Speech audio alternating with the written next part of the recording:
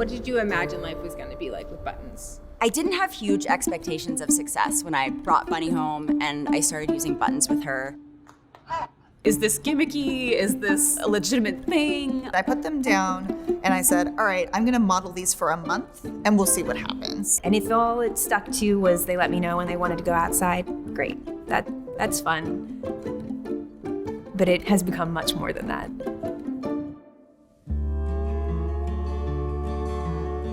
The foundation for getting started with Buttons is just a desire to connect. Do you need to go outside?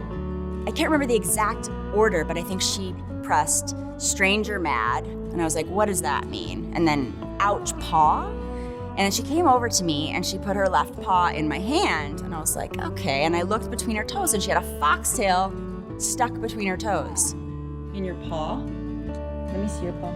3 hours before she was due to have the medication, she went over and pressed eyes help and was kind of squinty and seemed a bit more irritated. And I was just blown away. I mean, here she is telling me that she needs my assistance. I told him he couldn't go outside, and he went over and he hit Moomin mad, no outside. And that's when I think, I was like, wow, he really gets it. And he has, like, of course I knew he had emotions, but having that proof, I guess, was just overwhelming. Can you tell us about Parker? Parker will translate her barks for me sometimes. So I react to it with a question, like, okay, you're trying to tell me something. What is it? She wants to know everything. Like, she wants to know everyone's name. She doesn't always want to go for a walk, that she wants to go play fetch in the soccer fields instead. It seems so obvious, I think, afterwards, but like that her wants and desires on a daily basis are changing, right? And are different depending on the day. Giving an animal the ability to choose where they want to go, what they want to eat, who they want to see is really, really powerful for us to understand and for them to have a little bit more power and agency within their lives as captive animals. I feel like that's our responsibility. Love you, Bunny. Love you.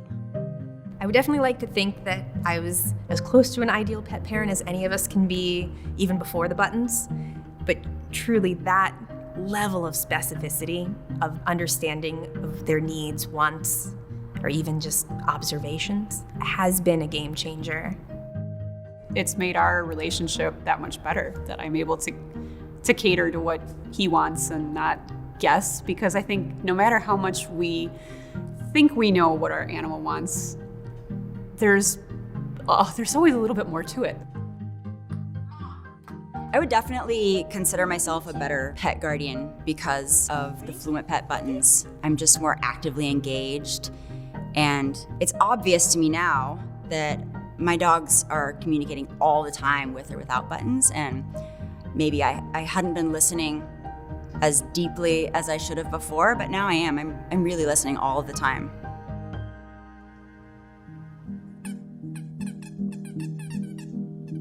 I know for sure that any animal that comes into my home from now on will have, the opportunity to be able to communicate in this way.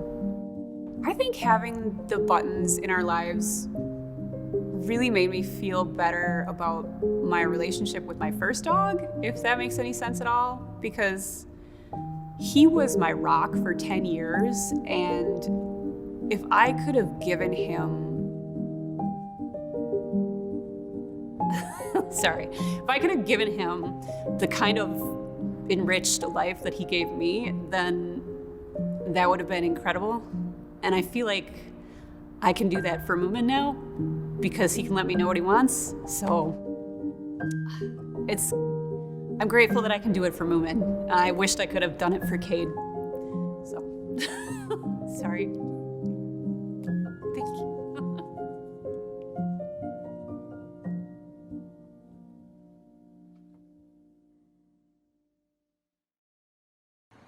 Hello, FluentPet Summit.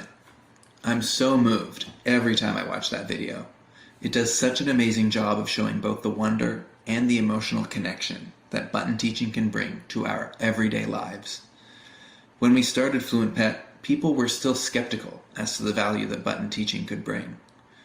I mean, what can buttons tell us that our cat or dog's body language can't? But those who've been watching closely can see that buttons don't just let us understand with greater precision what it is our dogs or cats might be thinking. They also, I believe, give them the ability to express ideas and beliefs that they simply couldn't if it weren't for buttons. We've seen Bunny ask when her friend Shannon would appear, or Cash report that his human Christina might be sick even when Christina herself didn't know. All of this from a set of tools that are, when you think about them, pretty simple. So it's not the buttons that make this possible. What makes this possible is that so many of us, actually so many of you, know which buttons to press, which words to say, and when. So what we're about here isn't buttons or hex tiles. It's about bringing together the people who are cooperating to discover how. And to me, that's the real question. I mean, we've wondered for decades, maybe even millennia, about if other animals can use language. But the lesson I've taken from the last 4 years is that if is the wrong question. If we're just asking if, then we're skipping over the most important part. How does a brain go from not knowing to knowing? How does language development happen? We don't learn that much from asking if humans can cross the oceans, or build the internet, or scale Mount Everest.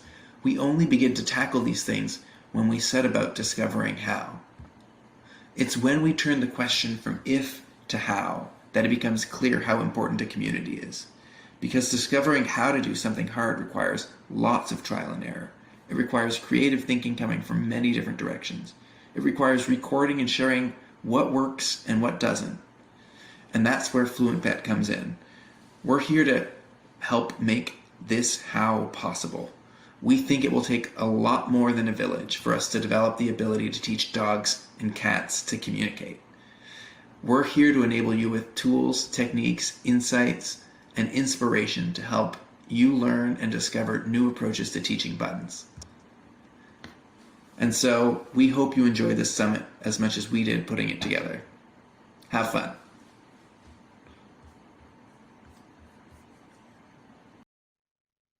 Hey everybody, I'm Melissa Marchwick and I head up marketing at FluentPet.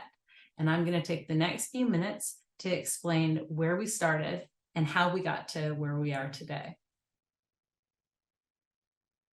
In June of 2020, inspired by Christina Hunger's incredible success in teaching her dog Stella to talk, which is where I'm sure a lot of you guys started as well, Leo Trottier founded FluentPet. Leo was a cognitive scientist who was already innovating in the pet tech space, so having the chance to explore the potential of the animals that we live with and love was right up his alley. He set out to build an expandable button system. This included smaller buttons so that they were easier to press for any size animal, as well as you could fit more in a smaller space. It also included hex tiles, which were a modular system designed to organize buttons and expand with the learner's vocabulary. He started with wood prototypes, but it wasn't working. So then he looked down at his mouse pad and the foam hex tile was born. And that is the same material that we use today. FluentPet's hex tile designs were inspired by the Fitzgerald key, an early 1900s tool for putting together grammatically correct sentences. And the objective for using this model was to group words by category to enhance dogs and cats' recall and recognition. So in August of 2020, we launched with our pattern hex tiles. Now it's important to note that our hex tiles have evolved since the beginning, but really just in look. They have stayed the same shape, size, and material as the original. In October of 2021, our incredible product engineer Yelmer created edge pieces to address the fact that dirt and hair were getting in the connectors. These also gave the soundboard a sleek, clean look. And in December of 2021, we launched our solid color hex tiles, which originally had a smooth top, but we have since gone to a textured top. In terms of our buttons, we first started with our signature sound button, and then in October of 2022, introduced our speak up button, which has a speaker pointing up, providing louder and clearer audio experience. Then in August of 2022, we not only launched our Connect button, but the first ever connected button system, FluentPet Connect. As the day begins, Sadie rises and goes to her FluentPet Connect, Outside. letting Mum know that it's time to do her morning business. As Mum gets ready to leave for work, Sadie realizes Mum's forgotten something rather important. That clever girl. See you later, sweetie. As afternoon looms, Sadie gets excited for Mom to come home and lets her know exactly how she feels. Girl? Oh, I love you too. Give them the words and never miss a message with FluentPet Connect. FluentPet Connect is the first button system with an integrated app that tracks every button press, so you never miss a message. And this, of course, means you can also get texts from your dogs, cats, and furry friends. The system tracks words, trends, and patterns, and then provides a visualization of your data so you can see those trends and patterns to help you better understand what your learner is saying.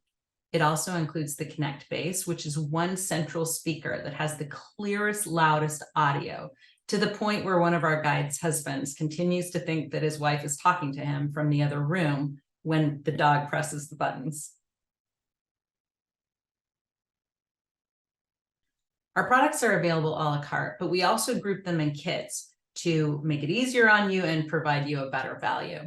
Our classic line includes our original sound buttons, our solid color hex tiles, and a sticker sheet, and is available in 4 different sizes. Obviously, the bigger the size, the better the value. And then our Connect line is available in 2 sizes. This line includes sticker sheets, Connect buttons, our solid color hex tiles, and that Connect base I was talking about that has the incredible audio experience. One thing to note is it's the same hex tile in both our classic and our Connect lines. So you can seamlessly transition without having to get new hex tiles. You can just replace your classic buttons with the Connect buttons and have a really seamless transition for your learner. Now I'm going to turn it over to Leo to talk about the science behind all this and what we've learned about our animals and how they're using the buttons to communicate with us.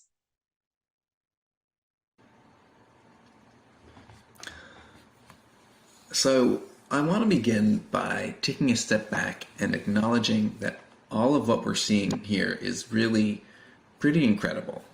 And by incredible, I mean that in the most literal sense.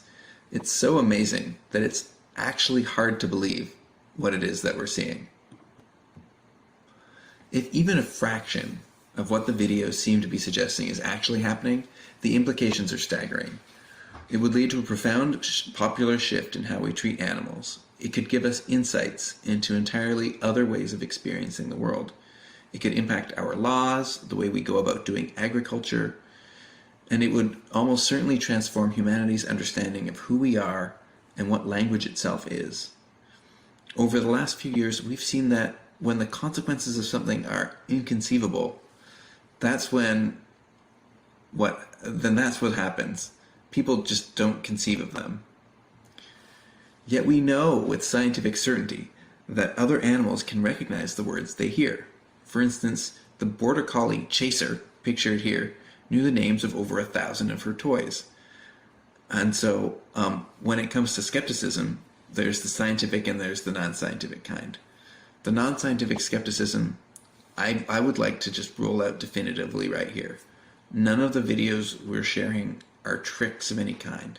While there's certainly a lot of fakery on the internet, at FluentPet we are fully and totally committed to authenticity in every button video that we show.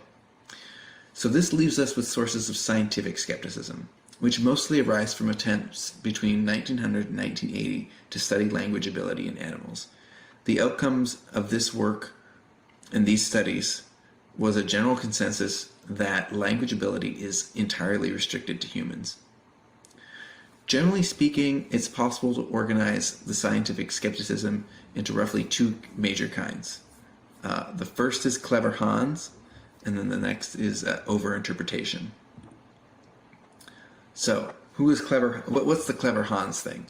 Clever Hans was a horse that a trainer had tried to teach arithmetic to. The horse was named Hans, and Hans would answer the trainer's questions by tapping his hoof, the right number of times. It turned out, though, that what Hans was instead learning was how to pay close attention to really subtle behavioral cues that the humans in his audience were providing, that would tell Hans when to stop tapping his hoof. Things like the people in the audience exhaling right when Hans had gotten to the right number of taps, because they were like holding their breath until he made it there. I think we can pretty easily rule out that clever Hans is an explanation, at least most of the time. Why is that? Because there are just too many examples of dogs and cats pressing buttons intelligibly when no human is around, and in ways that inform the human of something that the human didn't already know.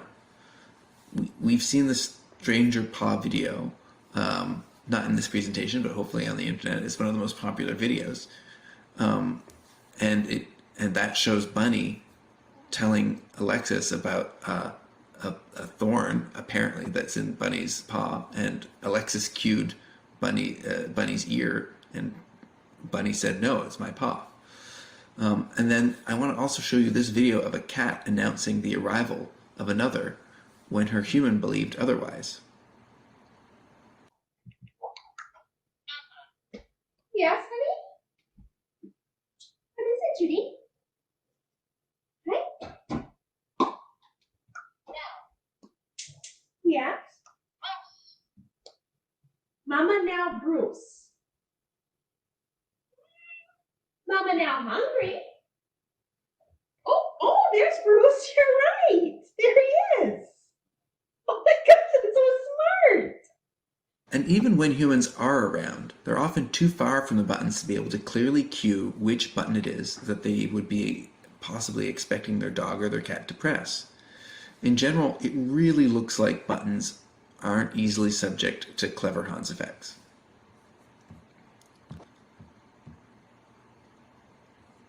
So the next major point of skepticism is that this is all just cherry picking and overinterpretation.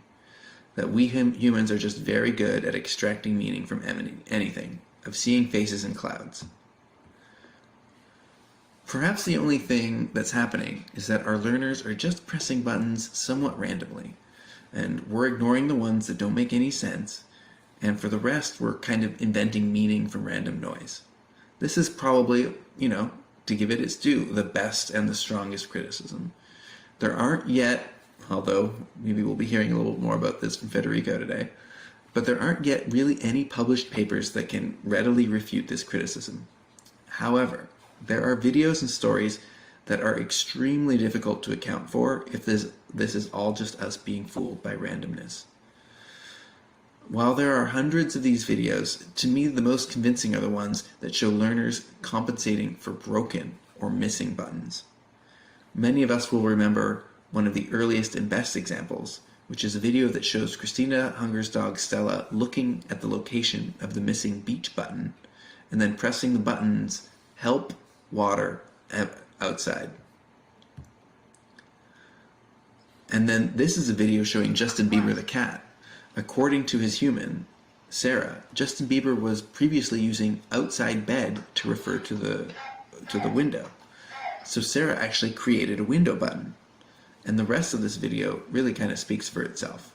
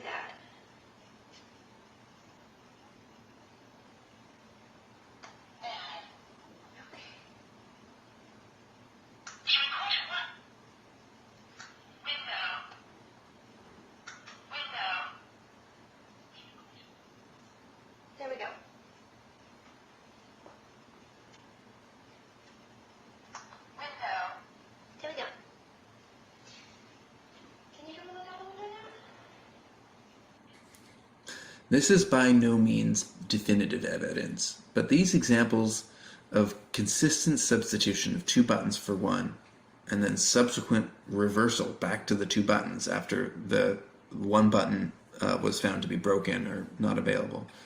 These, to me, are some of the strongest pieces of evidence that we're not just seeing what it is that we want to see.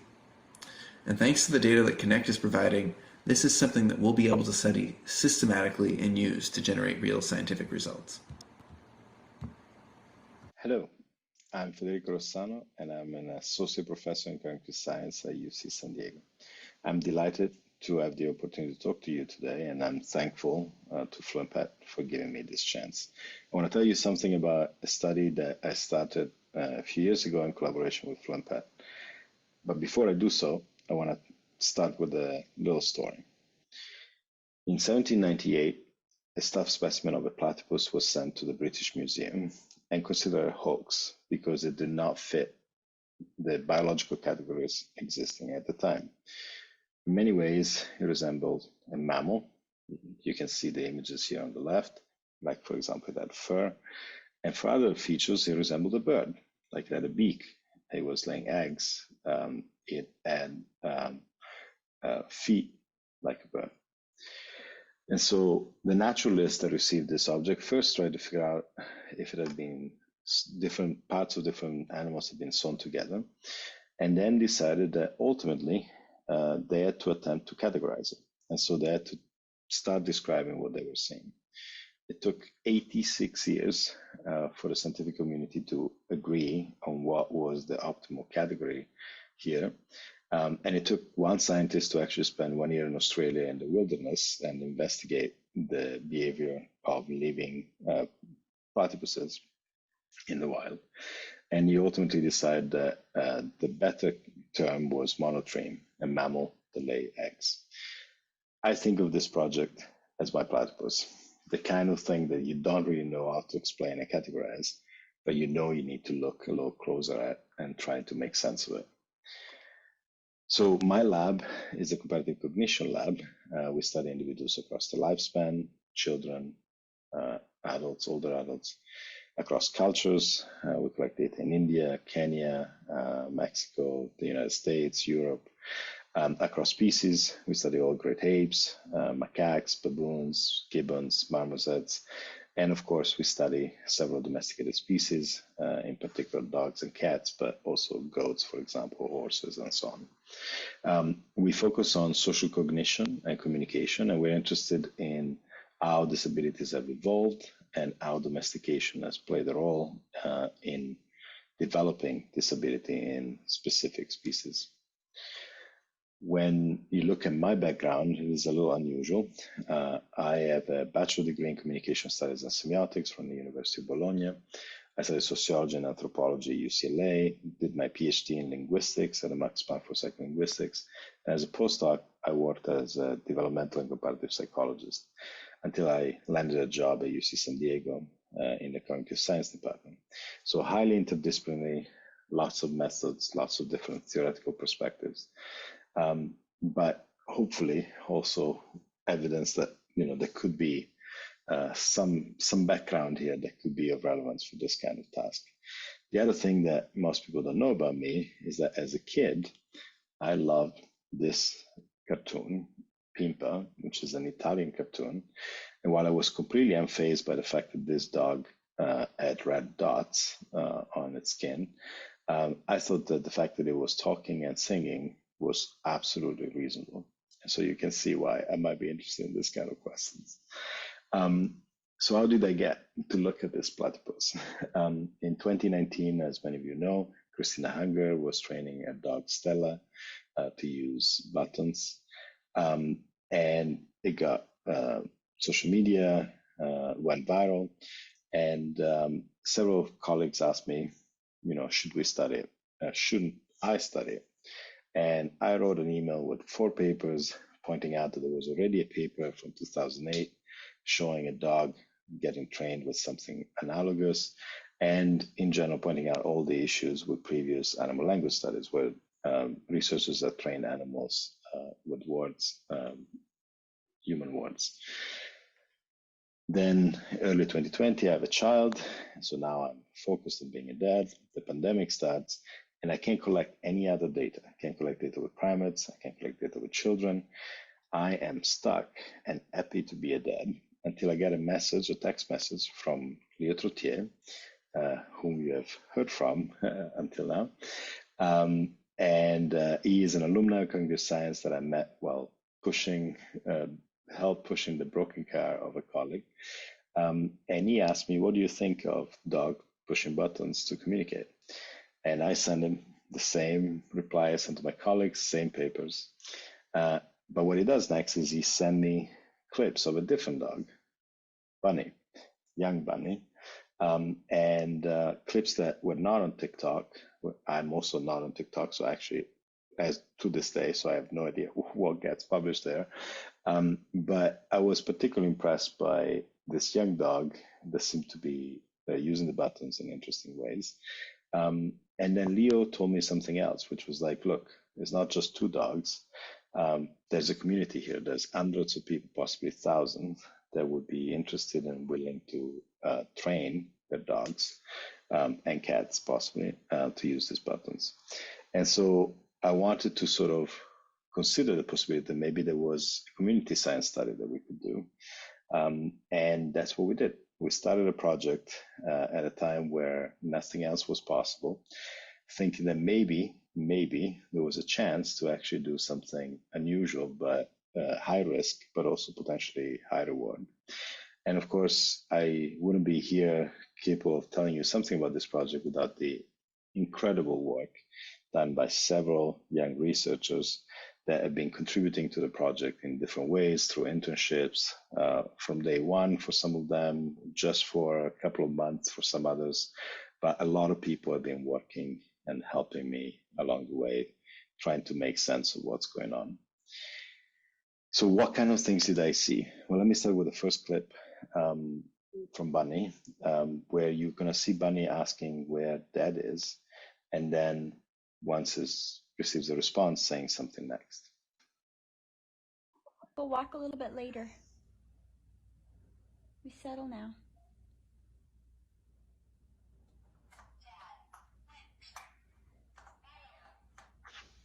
Dad went by. Dad went to pick up a pike pole. Dad home soon.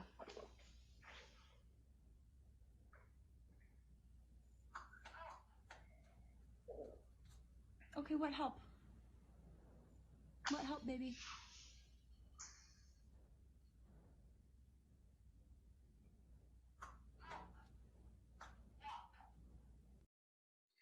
So you may notice how the human Alexis is talking to Bunny, is not pushing buttons. And there seems to be some back and forth, almost like a conversation. Also, you may notice how Bunny is asking where Dad is, which conveys that he's communicating about someone who's currently absent. And once receiving a response, seems to say something next that is potentially relevant, right? So I still need help to go walk.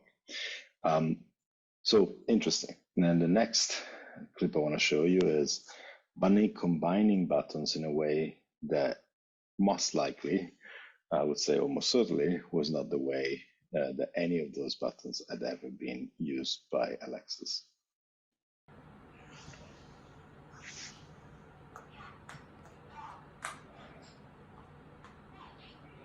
Cat, dog, want? You want the cat that's up there?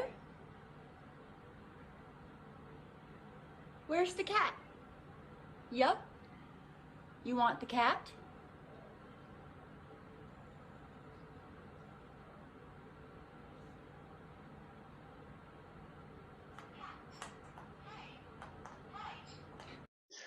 Cat, dog, want, cat, hi, want.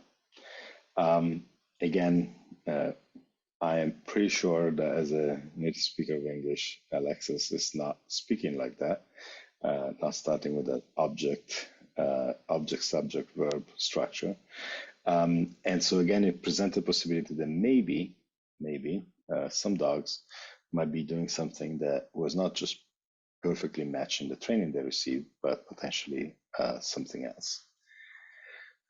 So what happened is that we got a lot of media attention, and this media attention led to, of course, a lot of people signing up to the study, but also to some scientists getting a little critical or concerned about all this attention before getting papers out.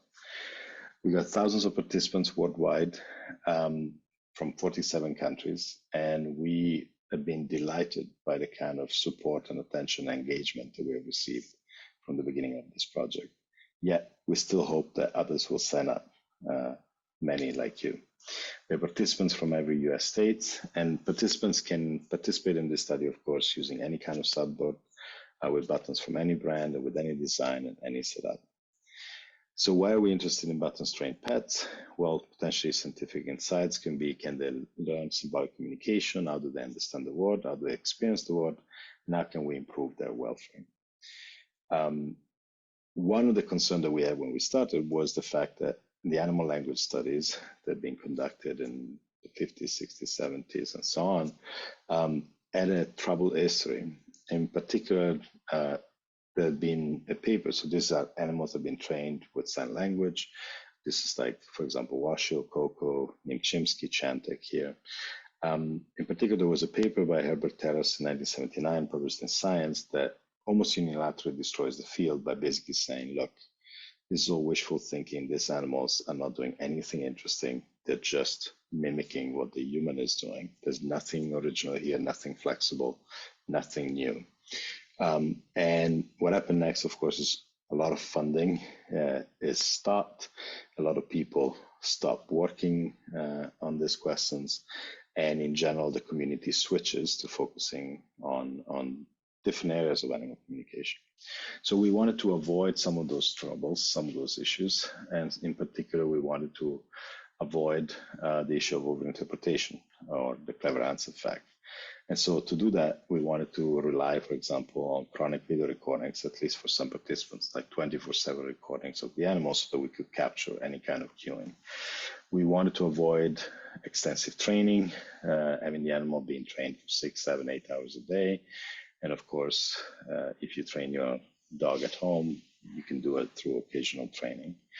Unnatural settings, these primates were brought into labs or in people's homes, and which of course have low ecological validity, while for a pet, home is a more natural setting, not the only setting, of course, but a more natural setting. There was an issue of low end, lack of the draw, meaning that you would have one primate that you train for years and years and years, and you just need to hope that primate is particularly smart. While if you have a large sample size, then you might be able to capture outliers, like animals that are capable of things you couldn't even believe.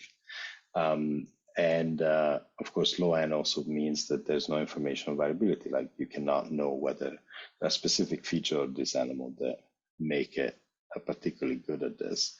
And when you have thousands of participants, you can look at things like breed, temperament, age of training, amount of modeling that they receive, and potentially find patterns that can be of value. Also, there was an issue of using endangered species. All great apes are endangered, and of course, dogs and cats are not. And so all these factors somehow were pointing us towards the possibility of conducting a study that would actually be good for the animal, because we would try to provide them with some choice and control over their everyday life by being able to ask for things. The other thing we knew was in the last few years, a lot of research has shown that dogs and cats are much better at understanding human communication compared to primates. And so there's a potential here for something novel, something exciting, because the animal has the motivation to engage with the human and might have the ability to actually understand the communications provided back by the human. Among the things we were interested in were things like displacement, for example, and so communicating about things that are not present, and you can see this example.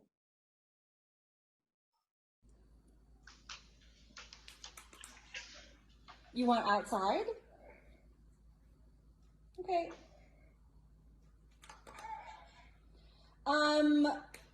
The pool is drained right now, but I guess I could fill it up again. Okay, pool outside later. Pool outside later.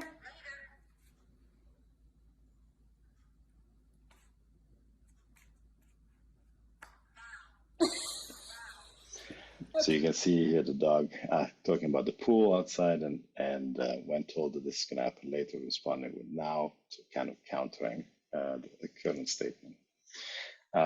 Another example is being able to communicate about things that are not, that they don't have a word for, they don't have a button for, by combining other buttons. So that this concept is productivity from a linguistic perspective. And so here you can see Parker talking about an ambulance that is stopped outside their house.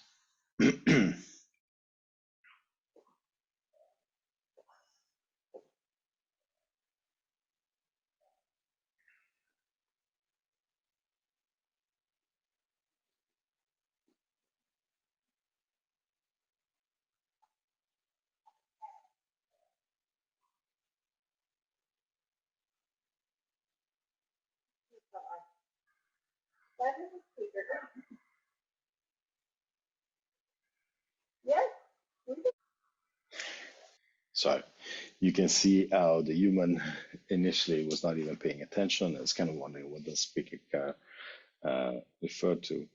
And of course, this is anecdotal, so we need more evidence. We need to collect more data. But anecdotally, again, and anecdotes can be often quite important towards directing our attention to investigate some things further, is the evidence that comes from other dogs. For example, one using waterborne to refer to ice, or I help to refer to medicine, or treat stranger to refer to experimenters who had been in the house before bringing treats. And again, one of the ideas is only humans are capable of productivity. And so if we can find that dogs are capable of doing that, that would be remarkable, that only humans engage in displacement. And if we can find that actually dogs can do that, or cats, that would be also remarkable.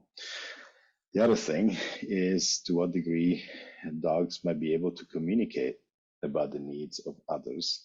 And while we did not know that this was even a thing before we started, we now know from several households in which there's more than one pet that the one who is more proficient sometimes seemed to be, it's important to say, seemed to be communicating about the other. So here's an example of Flambeau talking about Echelon needing more water. Espion what? Espion, sorry. What? Espion want what? Water. Espion want water? I think your water is full. It is not full. The water is empty. Okay. Your water?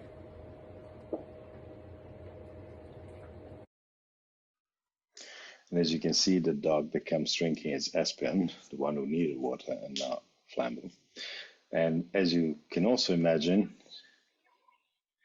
this could be particularly advantageous if we could train service dogs to communicate about the needs of humans, right? And so speak on behalf of humans. We can also look at evidence of them talking about others and being concerned about others. And so this is Bastian being concerned about Hallie, the cat that is having trouble walking.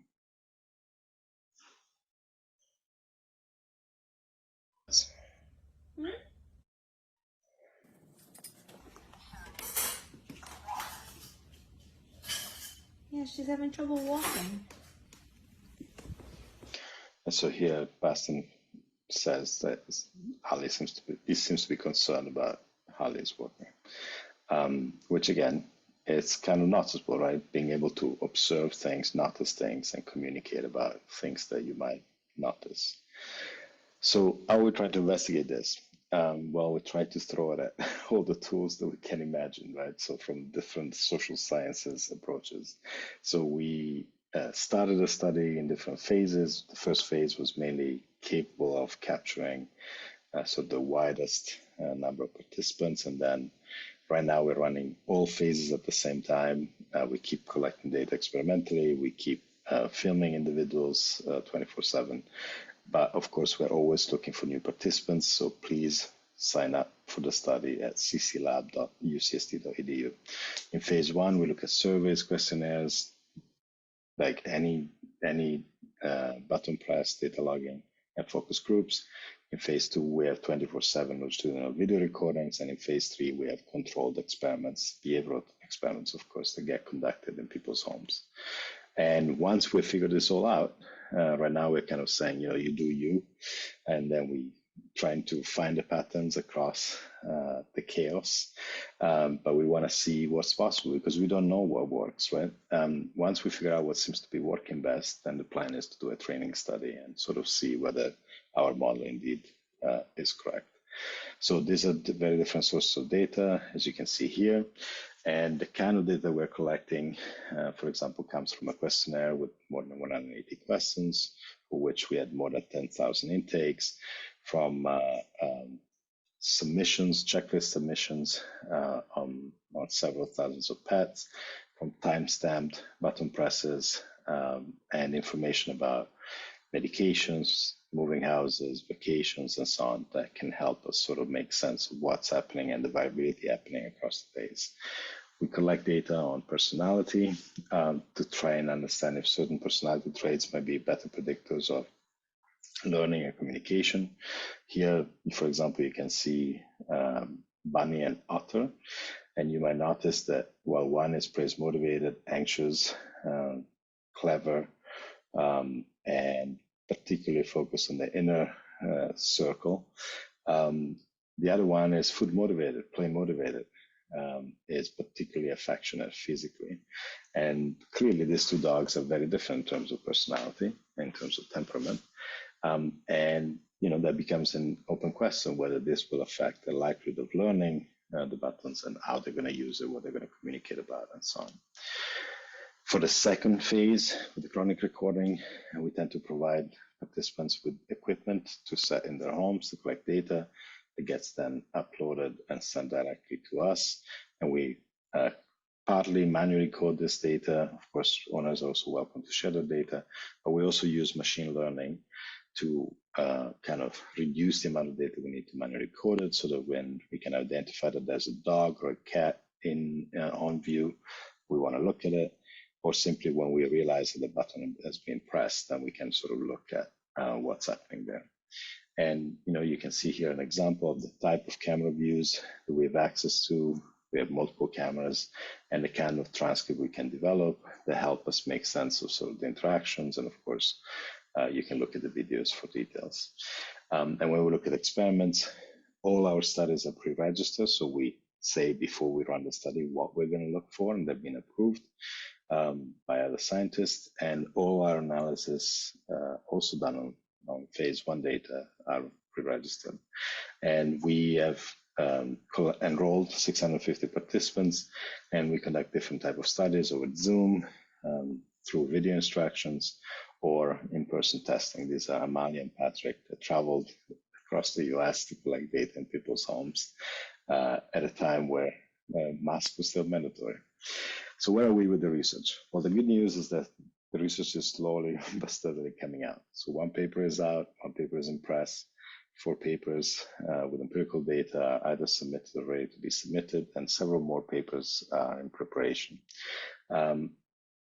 One thing that sometimes the public doesn't realize is how long it takes to publish things. Like, for example, the 2 papers that have now been accepted actually took between 18 and 20 months to come out. Partly because reviewers kept asking for more information, partly because some journals might be resisting sort of looking into this type of data.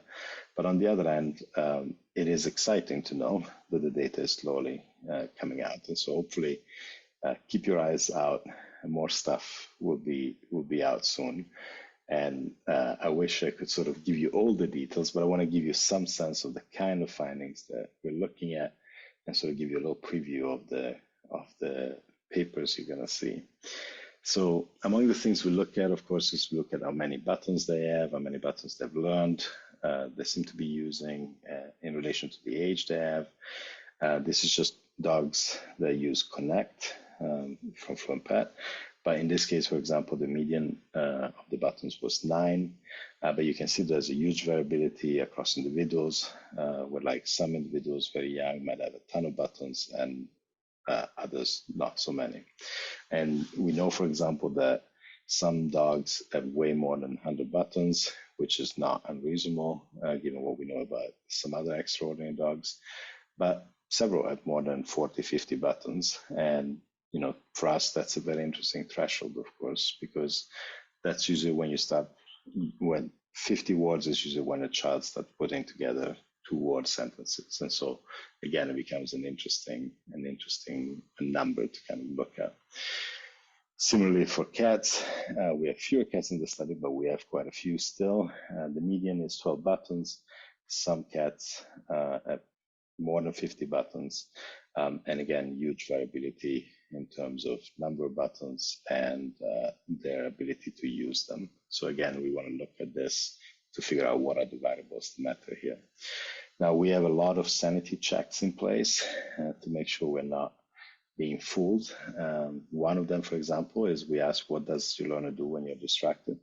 And we look at the kind of answers we get. And the majority of people say the dog repeats the button presses or presses the same button repeatedly or vocalized, just barks, which again makes perfect sense. We ask, when they use the buttons, what do they seem to be communicating about? What kind of actions do they seem to be implementing? And requesting was what we were hoping to be the answer, and indeed that's true for the majority of people. Some, of course, say informing or alerting. After all, there are a lot of dogs in the study. But some also describe something that we didn't quite expect, like narrating, which is something that 2-year-olds do, basically describing what they're saying, like mom cooking. It's like, yes, mom is cooking. And some of them seems to be communicating emotions like mad, concerned, happy, and very few to be potentially speaking for others. And of course, we have a pile of something else that we need to look closer to. When we look at button use, of course, you could imagine if they were used randomly, they would be used pretty much the same amount of time, but that's not the case, right? And so we can actually look at which buttons seem to be pressed the most, and they're being dogs. So they press a lot of treat, outside, food, play, potty, water, help, toy, walk, and they don't press a lot of interrogative question, mad, later, person, concerned. Also, I love you, which is a pretty common word in many sunboards. While it is pressed, it is not quite pressed as often as the other concept that you see here. So please don't get offended if they don't do that. They still love you. It's just that they might have other needs that are more pressing. The other thing we look at, of course, is when are those buttons being pressed? Like this is, for example, is from Bunny, and you can see that Bunny tends to communicate about going upstairs or outside or going to the beach in the afternoon. And so you can look at this to say, okay, does it seem reasonable that Bunny communicates about these things at this time of the day? Is it consistent? Is it reliable? Does it match when it was trained? Or is it just like used when the dog actually needs some things, when it's reasonable for the dog to need those things? And we can look at the networks of multi-button combinations so that you can now see whether some buttons are more likely to be pressed together. And you can see, for example, that things like name of the human in association with treat or food or water go together. You can see, walk and play or walk outside are connected. You can see that I love you is connected to the name of the human. So it could be like, Mom, I love you. Something like that. And again, you can look at this network within each individual, not just as a group. And you can try to see, you might notice that some words become hubs, like want, now, walk, etc. Where like want could be used now with want food, want water, want outside, and therefore can be used with sort of several different other words that they were not necessarily being trained with from the very beginning. We can look at learning and see, for example, whether how much modeling the animal needs. And so in this case, blue is button pressed by the human and red is button pressed by the dog. And so you can see that this dog needs a lot of modeling before starting pressing the buttons. But this other dog, for example, tends to be more experimenting. And so start pressing the buttons before the humans actually press as a model.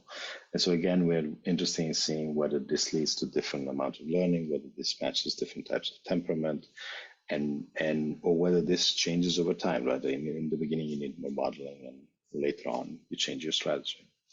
We can also look at how many buttons are pressed by day, which buttons are pressed every day, and we can map it. And we can, for example, notice that there's a huge variability where some days the dog doesn't press any button, and some days the dog presses 300 buttons, 400 buttons.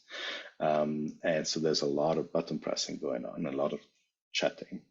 And so you can also see individual differences, right? So this dog, for example, likes to press treat a lot. This other dog likes to press hoop and potty a lot.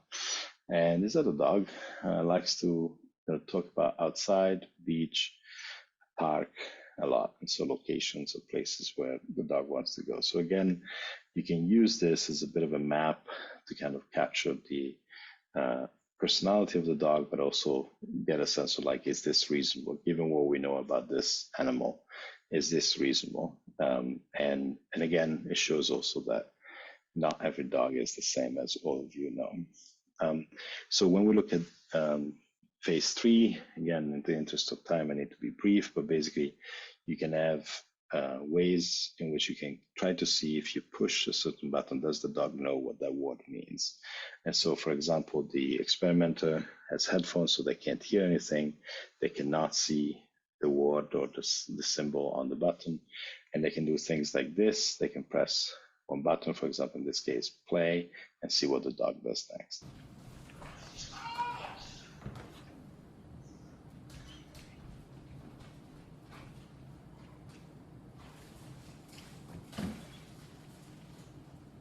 And so here, for example, you see that play, they push the button play, and the dog goes to the toy basket and then retrieves a toy. Another study we run is one called the impossible task, where basically you train the dog to access food within a box, a container, and then you close the box, you close the lids, and you see whether the dog can still access the food. They can't, so they need help. And so how do they ask for help from the human? And so here's an example of Parker doing this. Parker cannot open it, goes to the human.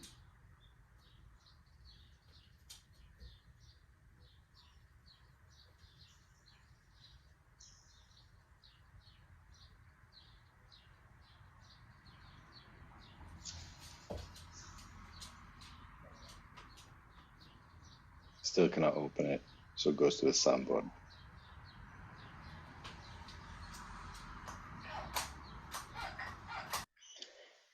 The button that Parker pushes is help, look, look. So calling for attention and asking for help, which was exactly what we were hoping.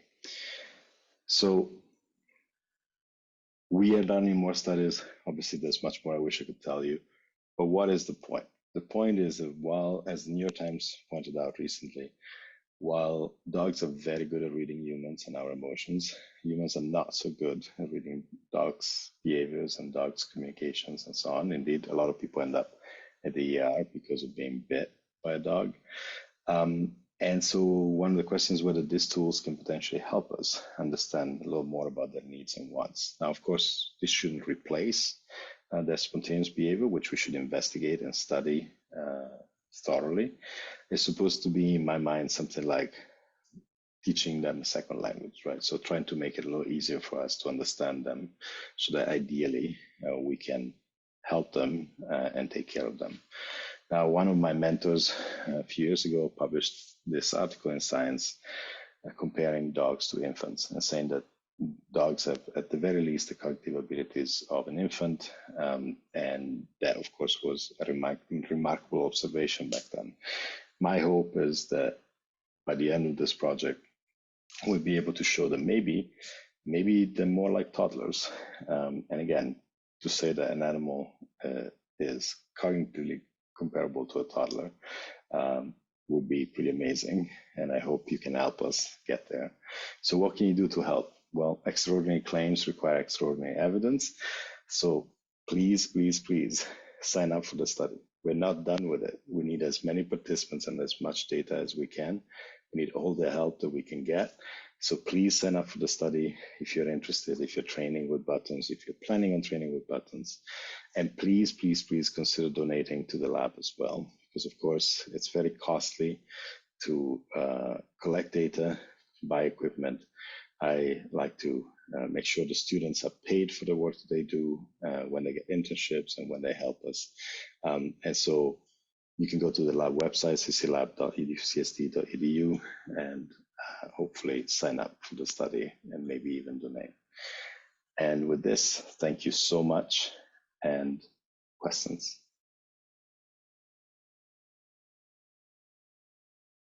Okay. So that was Federico. Federico, thank you so much for that amazing presentation. It's so great to see the outcome of the now like years of work. So Federico, I'm gonna try and have you jump into this. We're gonna pull you in. All right. And hopefully you'll be joining in just a moment. Oh, there we go. Federico, can you share, where are you, Federico? I'm actually in Hong Kong. I was here giving a series of talks, and so it's 4 a.m. Sorry about that. Sorry for the dark background as well. Well, it sounds, this is at 0 dark 30, the craziest time of night to be awake, and and I think we all are extremely grateful for you making the time. I wouldn't want to miss it. Absolutely. I mean, this is a fantastic community, so I'm really glad to be here. The first thing I wanted to say, because I saw some of the comments, please, please, please feel free to reach out. If you look at my lab website, you will also find an email to contact us. You have obviously, you can look up my email. And I just told Leo, please share the slides, right? So that you can look at the details, look at the text. In some cases, there is a kind of issue of privacy, and that's why the font might be very small. So apologies about that. But in other cases, it's just simply that, you know, the quality of the Zoom recording and the streaming and so on sort of affected the visibility. So hopefully the slides will make it easier for you to see it. Yeah. So great. Yeah, everyone will be, we'll be able to share those slides. So great. Federico, we've got a bunch of questions, as you probably saw. So we'll just jump right in. The first question I wanted to ask was, has Irene Pepperberg's research into avian communication been relevant at all to this work? 100%. I mean, Irene has been doing groundbreaking work for a long time, and we've been talking from the very beginning. We've been in touch. Actually, the paper I mentioned has been accepted is in a special issue where I was invited to be part of by Irene Pepperberg. So it's an interaction studies. You're going to see it hopefully soon. So yeah, I mean, she's been a huge player in the human-animal interaction, interspecies communication community, and of course, one of the big issues that we're interested in is trying to understand what are we actually saying when we say that, you know, an animal understands, for example, the meaning of a button, right? So in this case, the comprehension task and some of the controls that we have in place were kind of developed sort of thinking about the work that Irene has done. Some of the future experiments that we currently are planning are very much shaped by conversations with her and by some of her work. I mean, she's done fantastic work with Alex and many other parrots. And so she's been a huge inspiration in many ways. Yeah, she persevered in doing the animal language research even during the winter of the 80s and 90s. She called me very early on and she said, "Look, a lot of people will be mad at you, but hang in there. It is worth it." And I have to say, she was absolutely true. A lot of people got really mad, but some people sort of thought that it was valuable, and I do think we are starting to see things that I believe make it absolutely worth it. And I hope people could see from some of the little bits in the presentation. Again, I wish I could show you more, but we need to publish all this stuff before we can share more. But that there is something there that is definitely exciting, and we wouldn't have known that if we had given up early on as soon as somebody said, "Don't do it." So, thank you, Irene, for reminding me of what is important. Irene's been great. Here's probably an easier question to answer, or a quicker one at least. How big would you say, is the sample size that we're looking at?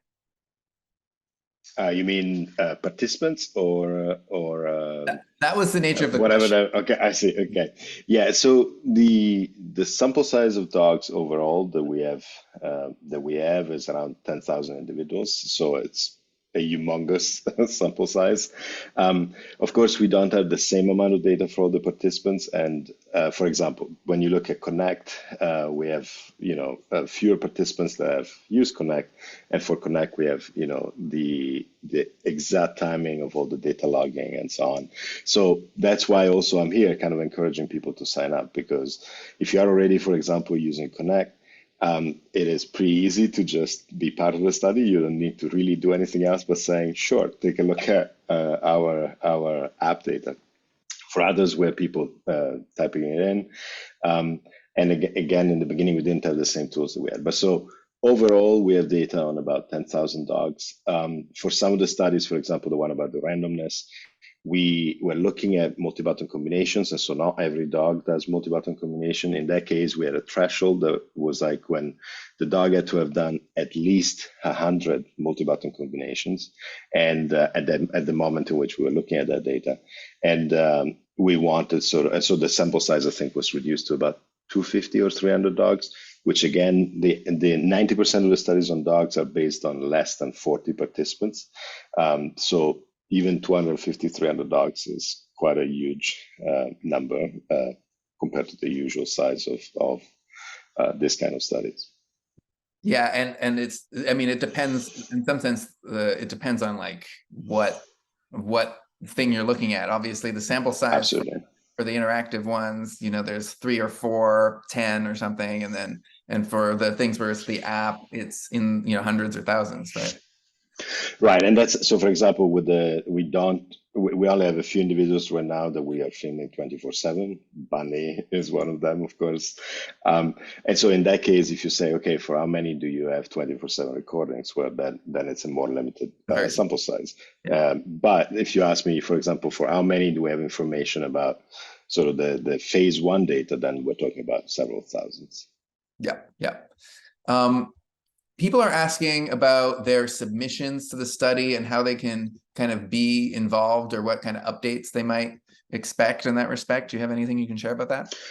Yeah, so we've been kind of trying to sort of reorganize things in the last few months, and that we're very excited about this. So the original setup was, you were mainly kind of submitting data through the app and submitting to FluentPet, and then FluentPet was sharing data with us, de-identified, and then we would sort of just look at the data.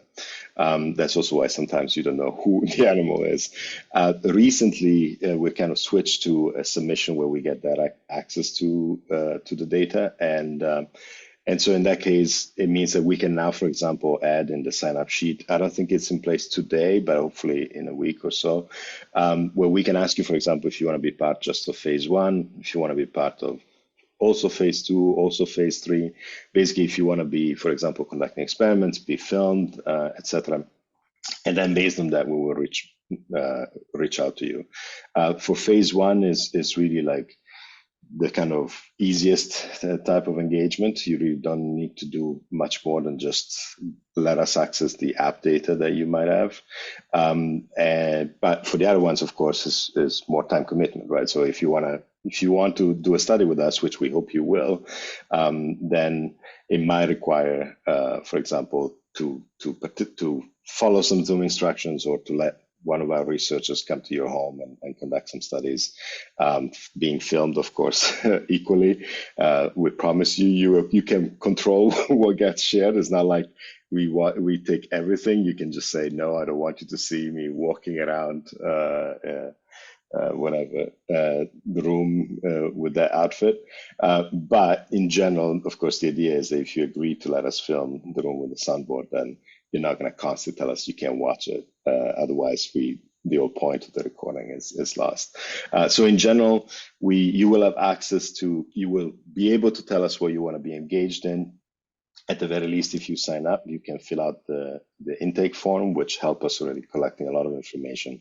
And you get part of a forum where you get to be part of a community, right? So you get to sort of see what others are doing, get feedback whenever things maybe don't go quite the way you expected from others who have been doing this for a while. I mean, guides, of course, and all the panelists here can give you plenty of advice.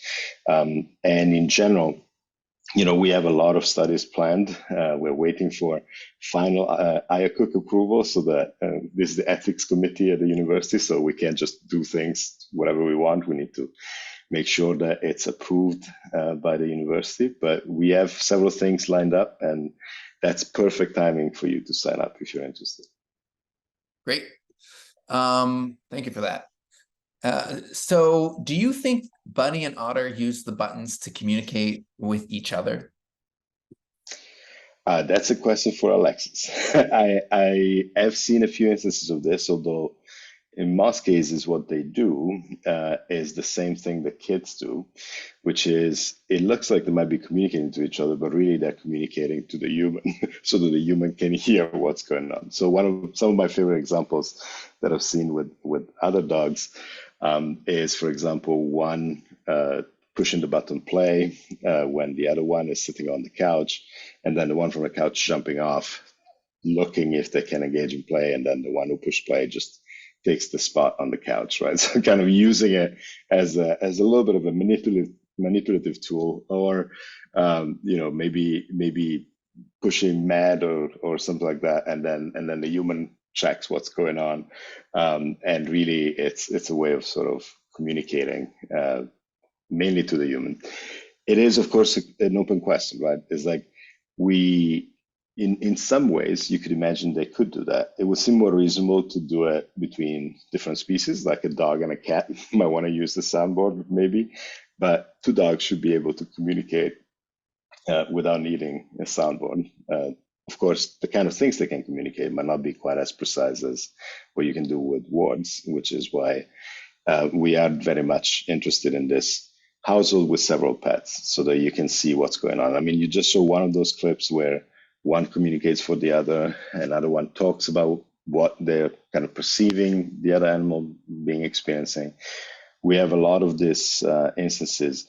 And to be 100% honest, when I started, I didn't even think there was something we needed to look at. And it's kind of the beauty of empirical research, right? It's like you go in, you don't expect it, and then you keep seeing it again and again, and from different households and different places. And then you're like, okay, then we need to look into it. And people report it, right? So you might think it's only 6-7%. It's like, yeah, but 7% of 10,000 is a lot of people, right? So you're just like, well, there's still something you need to look at. Yeah. So that's the beauty of this kind of research. Yeah. I gave a brief talk earlier this week, and the name of the talk was One Talking Pig. I mean, if we really show that one dog is able to do this, you can be like, oh, we need to see other dogs. You're like, it's like, do you? Right. Yeah. Famous line from Phantoms in the Brain by Ramachandran and Blakesley. Do you think... Maybe can I say, sorry, can I just say one point about that? So this is the other thing that maybe I should have conveyed better in the talk. So there is a lot of sort of individual variability, right? And this is why, it's important to sort of, at least from my perspective, to go into this not thinking, oh, if my dog does not match his bunny, then it is not worth it. It is worth it because it's important for us to know what affects the likelihood, for example, of learning, how quickly you learn it, proficiency, training, and so on. And so you want to get everything, right? So anybody out there, just like you want to know, what it takes for kids to learn math, you want to know what it takes for a dog to learn, or a cat, for example, to learn this. So there's a huge variability. There's different paces at which animals learn. And I think it's important to sort of set your expectations right? So it's not, that you need to sort of go in thinking your dog is going to have 150 buttons. Most likely, you might be happy with just 4 or 5, right? But for some, they clearly show a desire to learn more, and then you see how far it can go. And so that's sort of the other interesting part of it, which is sort of the idea that there are outliers. And while in most studies, outliers are perceived as trouble or the stuff that you don't really care about. In this study, outliers for us are particularly interesting because it kind of shows us potential, right? So that it could be possible. And there are these famous dogs that many of you have heard about, like Rico and Chaser and so on. They have shown us that, for example, there are some dogs that can learn thousands of words, like 1,000 words. So the idea that you might learn 100 buttons is not crazy.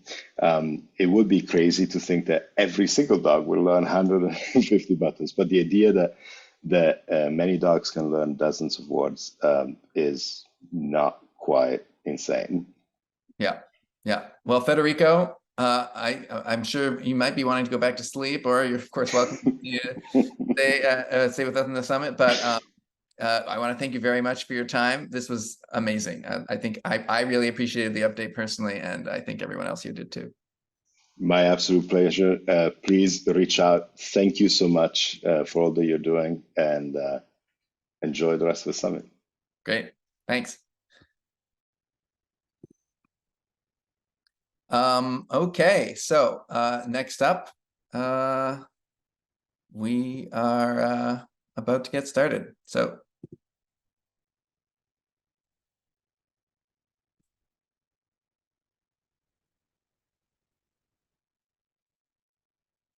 Hi, I'm Ashley Evenson, researcher and lead instructor of FluentPet Academy. I want to start with a great big thank you to all the dedicated teachers blazing trails through this uncharted AIC frontier. You make this research possible. Back in the spring of 2021, we were swimming in stories and videos depicting amazing instances of button use. So my very first week as a little research intern, I was told, go through all the available evidence so we can talk about it at our next meeting. I remember being like, okay, sounds good. Then thinking, wait, did they say all of it? Now, to be clear, all of it was a lot. Needless to say, there was a lot of ground to cover. Another intern and I combed through Zoom meetings and how they can talk forum posts, compiling accounts into an interesting phenomena database. For over a week, I spent more time sifting through your stories than I did doing anything else. It was fascinating. The deeper I went, the more questions I had, and the more I had to know more. I remember sleeping 4 hours a night and still bounding out of bed, excited to get back at it. The idea wasn't to find proof. It was to organize evidence to help inform specific questions and allow us to get our bearings. So today, we couldn't be more excited to publicly share this collection with you.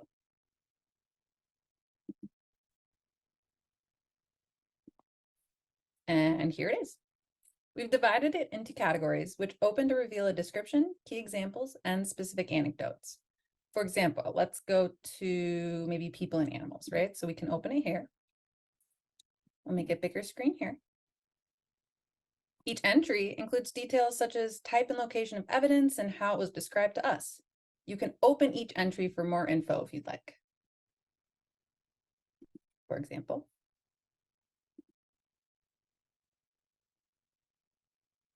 and we're just really excited for you to explore this for yourself. As always, we value your feedback and appreciate your continued contributions. So let us know if you have any after exploring the hidden gems of this database yourself. And we are, of course, excited to hear about any new anecdotes. When you access it, you'll find a link that will let you contribute your own stories and videos. I'll now be passing it back off to Leo. all right, I'm here with Alexis Devine. She, of all the people at this summit, is likely to be the one who least needs an introduction. She is the human of the well-known Bunny, the dog, a sheepadoodle. She has subsequently become the human of Otter, a poodle, and Tenrek, a papillon. And actually, I think Tenrek is with you, right, Alexis? He is. He's down here on the floor behind me. There he is, little Tenrek. And how's Tenrek doing with the buttons? He's doing great with the buttons.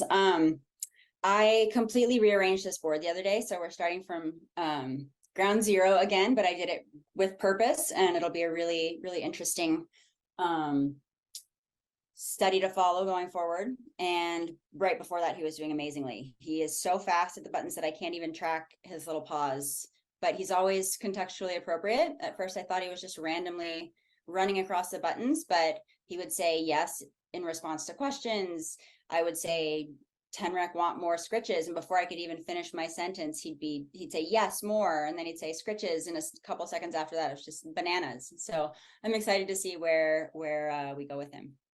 And Tenrec is the third now button pressing dog. You're 3 for 3. You've got 100% batting average. Yes, lucky me. That's great. Well, cool. So you have a new book that's coming out. Can you say a bit about that?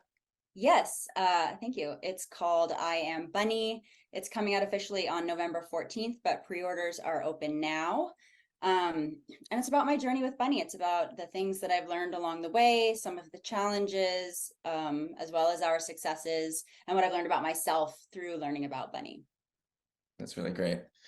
You describe Bunny as 10 out of 10 spicy. Do you think there's aspects of her personality that make her particularly suited to becoming good at communicating with buttons? You know, I do. I think that her sensitivity and her anxiety lead her to need to be able to communicate in as many ways as possible to understand the stimuli that are going on around her. I noticed from a very early age that she would hear a sound and bark, and that the more that I was able to label that sound for her, she would look to me immediately before she barked. Sometimes she would still bark, but she would look to me as if to say, is this something that I need to be worried about? Maybe I could say it's friend, and then she would, do a quick shake off and recover more quickly. So I think that those things have probably increased her desire to use the buttons as much as she has. And I'm thankful for that. While not thankful for her anxiety, I'm thankful that she has found as many means possible to communicate with me as possible. Yeah, it really does seem like her desire to connect with you may play a huge role in her desire to use buttons to try and do that, to try and accomplish that. So you wrote in your book that hearing Bunny speak to me in English was what truly inspired me to learn dog. And I've heard the same from lots of other button teachers. But what did you mean by that with respect to Bunny? I think when I first started this button journey with Bunny, I thought it would be really cute to hear mom love you, and for her to be able to say outside and play ball and whatnot. And the more words I added to her vocabulary, the more she was able to express concepts that I hadn't even considered that she would want to be expressing. And that made me feel like it was truly my duty to take the time to understand her intrinsic communications, and to understand her on her terms. So I started studying behavior and learning as much as I could about dog training and nonverbal communication. And I think that sort of active listening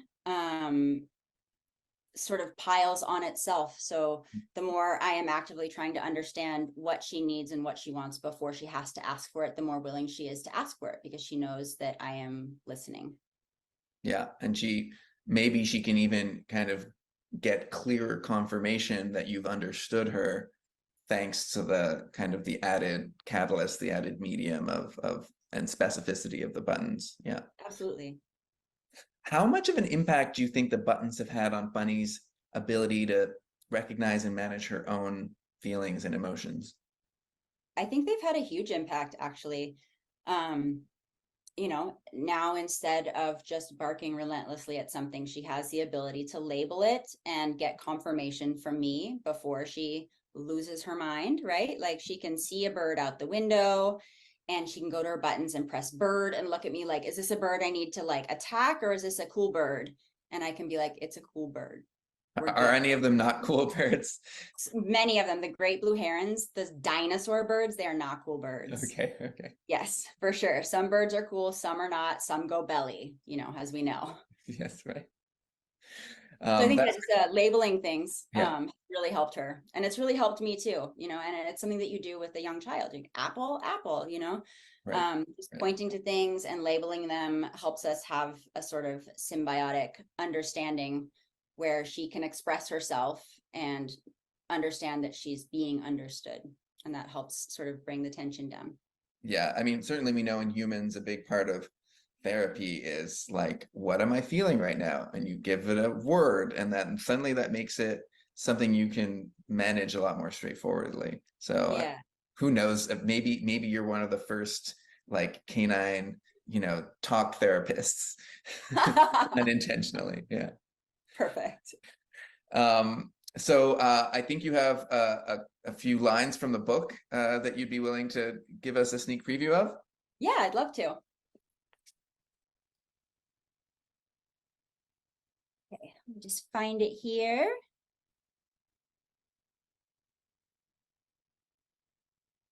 All right. Bunny had been pressing sound tug and sound walk several times throughout the day for weeks. I couldn't for the life of me understand what she was trying to say. She would press these seemingly out of context. In a normal interaction with me, she'll approach the board, wait for eye contact, then begin.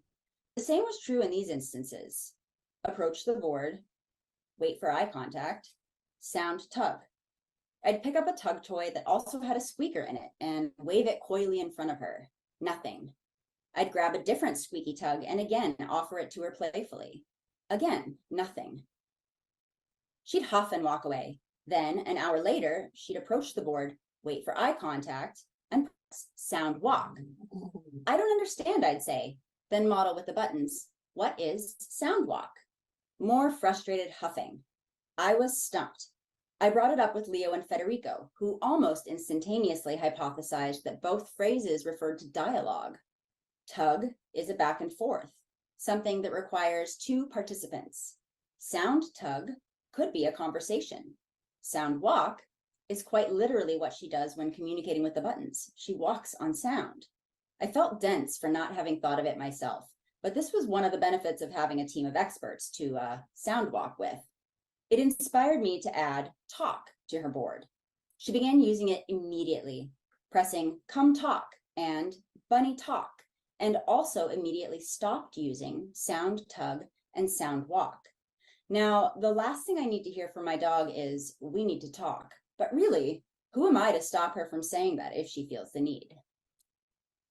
Amazing, truly amazing. And am I correct in that afterward she would, she wouldn't use come talk like in the middle of a conversation? It was really only at the beginning of like the first thing that she said at the beginning of the day. Yeah. Next And then meeting. when Otter joined the family and I was using buttons with him, she would walk over to the board and say talk, as if to Super just tell interesting. us that we were talking, and she knew it. She's a special doggy, that bunny. All right, Alexis, thank you so much for joining us. We hope you enjoy the rest of the summit. Thank you. Thanks. I'm sure I will. It's been a pleasure. Take care.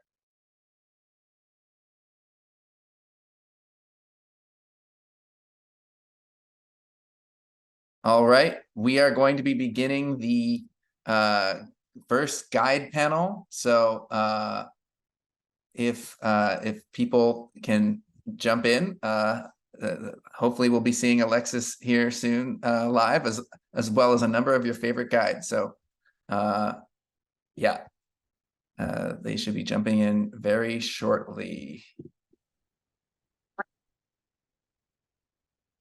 Okay, Alexis, I will hand it off to you. Hi, everyone. I am having so much fun at this summit. I hope everyone is having as much fun as me. I'm learning a ton, and I am very, very excited to be here with our panelists. We are going to have a very, what I think is going to be unique discussion.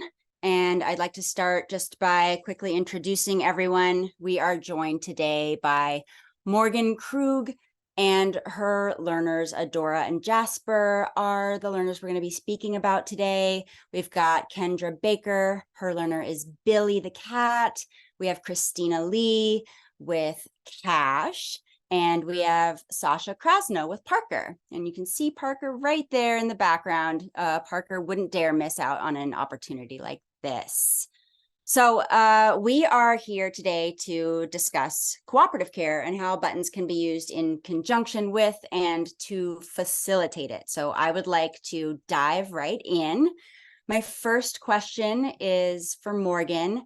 You are a certified dog behavior consultant, and I would love if you could tell us a little bit about what cooperative care is and why it is important. Hi, yes. So with cooperative care, we're talking about participants who are willing to be there. That's the cooperative aspect of it. And care usually refers to grooming or a vet visit. That's what most commonly comes to mind. So what's really fascinating about this to me, as someone who grew up with animals who ran at the sight of the brush or the nail clippers, which many of us probably still experience, in lieu of restraining them, they're actually opting into this care and are able to opt out when it's too much for them too. So it's just a really fascinating way to give them a consent-based way to go about their grooming. So it's, to me, almost, or not almost, I'll just say it, I consider it more important than like a sit to the average dog, for example, which is what comes to mind first. But cooperative care, I would argue, is even more important for cats and other learners who maybe we aren't as adept at reading, or whose studies are showing are a little bit harder on average to read. I think that's what the current cat info we're seeing is.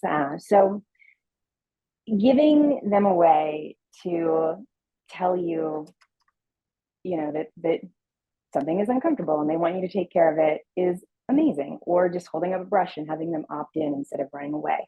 So that's kind of the foundation. I could talk all day about cooperative care, so apologies, I've gone on too long. No, that's wonderful. I love it. It seems like a really beautiful way to offer a little bit more agency to a captive animal, right? Who doesn't necessarily have as much choice as they would in a natural environment. I would like to know from you, how have you found ways to incorporate the buttons into cooperative care with your animals? I firmly believe that buttons also have the ability to offer agency. So I'd like to hear from you how those two have been connected in your experience. Yeah, so I completely agree that the soundboard as a whole is, to me, just an integral part of our cooperative care process and going about things. So for my cat in particular, before she passed, she was blind, and we were able to utilize ear and eyes buttons in addition to help, so that she could let me know, when she had those issues. So with her, being able to take the buttons as literally a start button. So in training, we have this idea of teaching the animals that they can say yes in addition to saying no. So a start button is an opt-in concept. The buttons are literal start buttons. So they can press brush, which I know Justin Bieber the cat enjoys being brushed, for example. But they can press brush, they can press eyes in my cat's example for her to initiate receiving medicine. And because, at least ideally, the soundboard as a whole is an opt-in, it's them choosing to go. They're not necessarily being prompted and told to go over to it. If my cat went over and pressed eyes, she was letting me know that something was going on with her. So I think, again, I'm trying to not talk all day about this, so hopefully that made sense. I know, I love that answer. I think that's so beautiful. And when you started the buttons with them, was that something that you were thinking from the beginning, like, oh, what an incredible way to offer them start buttons? You know, not necessarily, but cooperative care was why I had wanted to start buttons after seeing the thorn in the paw video with Bunny. That was when I was like, all right, I'm still skeptical. I don't know what I think about all of this, but if they can communicate this to us, why not at least try? So I mentioned that my cat was chronically ill. She had been diagnosed with leukemia, hadn't been eating. And so at that time, Bastion had kind of hit the internet with, treat all day, every day. And the advice at the time was don't start with a treat button because you don't, or food buttons because you don't want to wind up with this. And I actually decided on the opposite approach for Jasper because she struggled with appetite and eating. I wanted her to almost be motivated to eat more. And so even though that's not specifically cooperative care, it did help with her appetite, her comfort, and I, in fact, before she passed in May, part of why I knew that there were many reasons, and body language and consulting with vets and all are the primary way, but she had stopped using her buttons for 24 hours prior. And up until that point, she had never gone that long without using them. So for her to not be requesting food, and she always had food available, so it's not like, nothing was being withheld. But for her not to be requesting food and treats and all of that was part of how I knew. So that gets a little outside of cooperative care, but just as general, just checking in with them across their lifespan, how they're feeling. They all have their own natural ebbs and flows with how they use the buttons. But again, for Jasper, there were very few ebbs. And that was part of how I knew that it was her time. Which, yeah. Thank you for sharing that. That is incredibly powerful to hear. And I didn't expect to be tearing up this early into the panel. So way to go. And obviously, rest in peace, Jasper. You are a legend. We love you so, so, so, so much. Thank you for sharing. That was really powerful.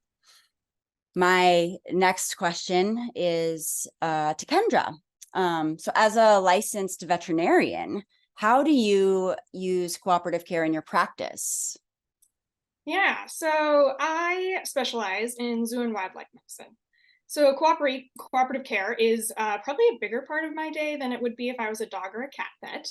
When I'm working at zoos and aquariums, the majority of my interactions with my patients are through cooperative care, less so in wildlife, probably for obvious reasons. And that relationship with the animals in our care is just absolutely crucial to their ongoing health and wellness.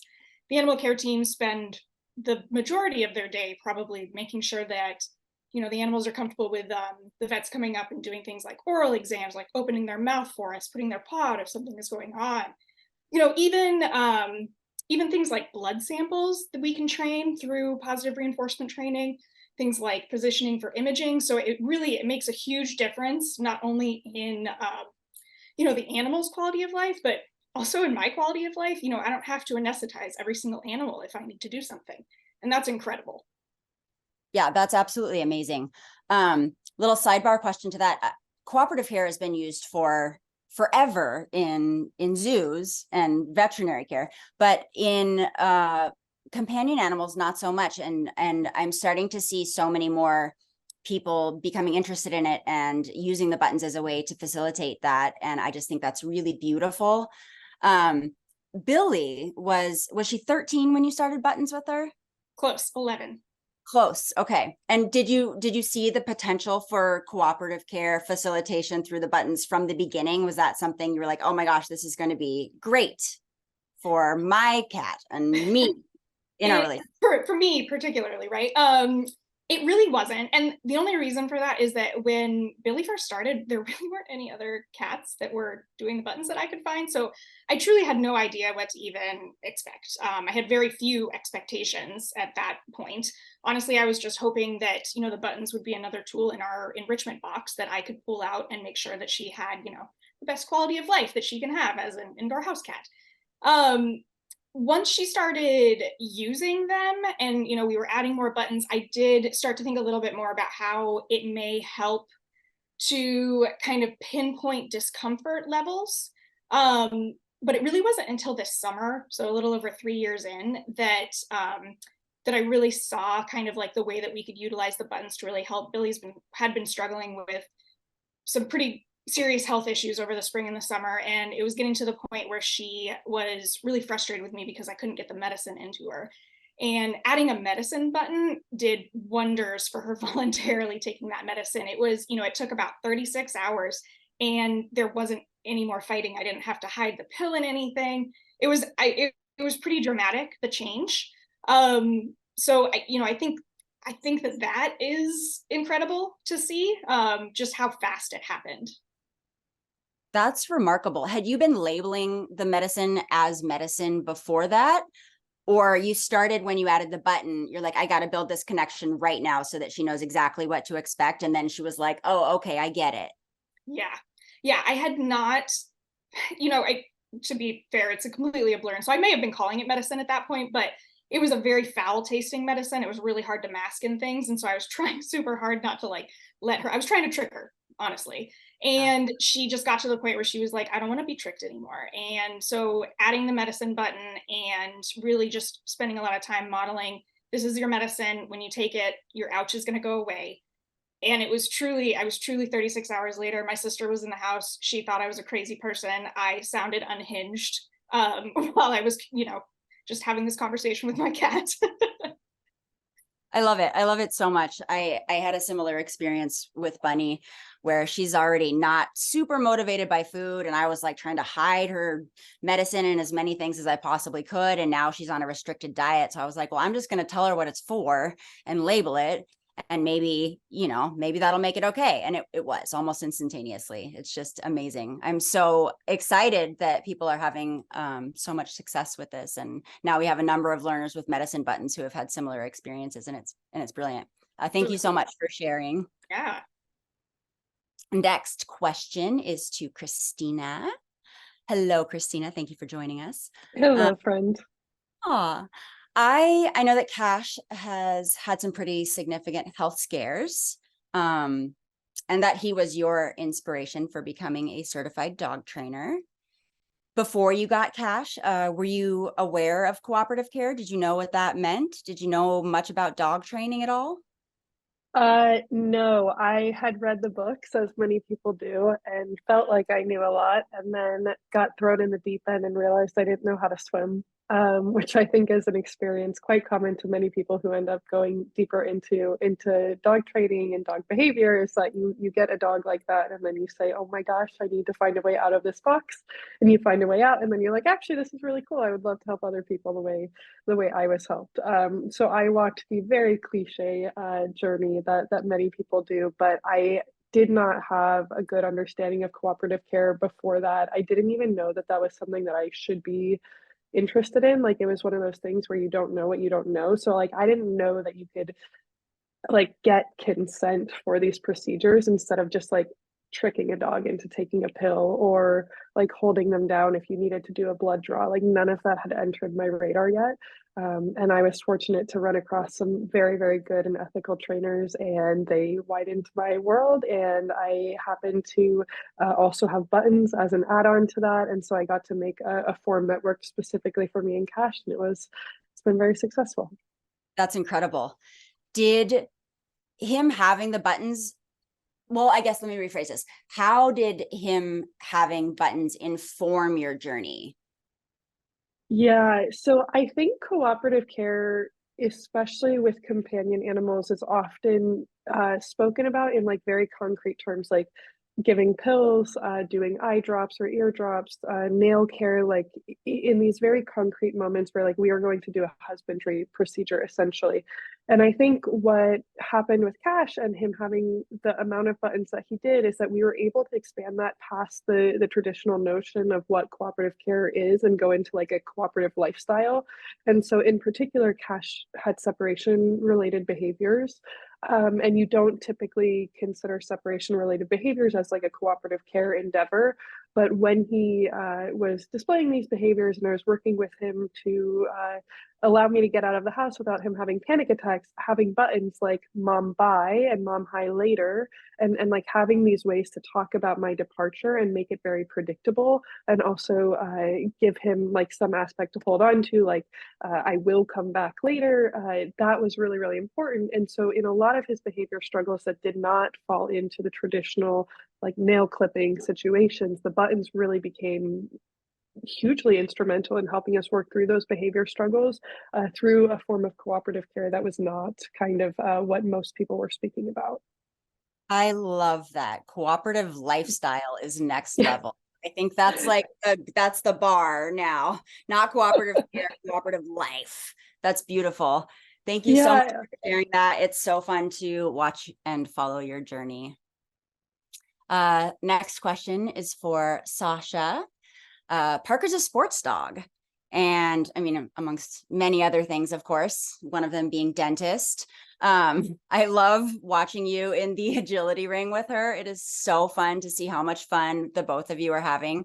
But sports can be really tough on a dog's body. And I'm wondering if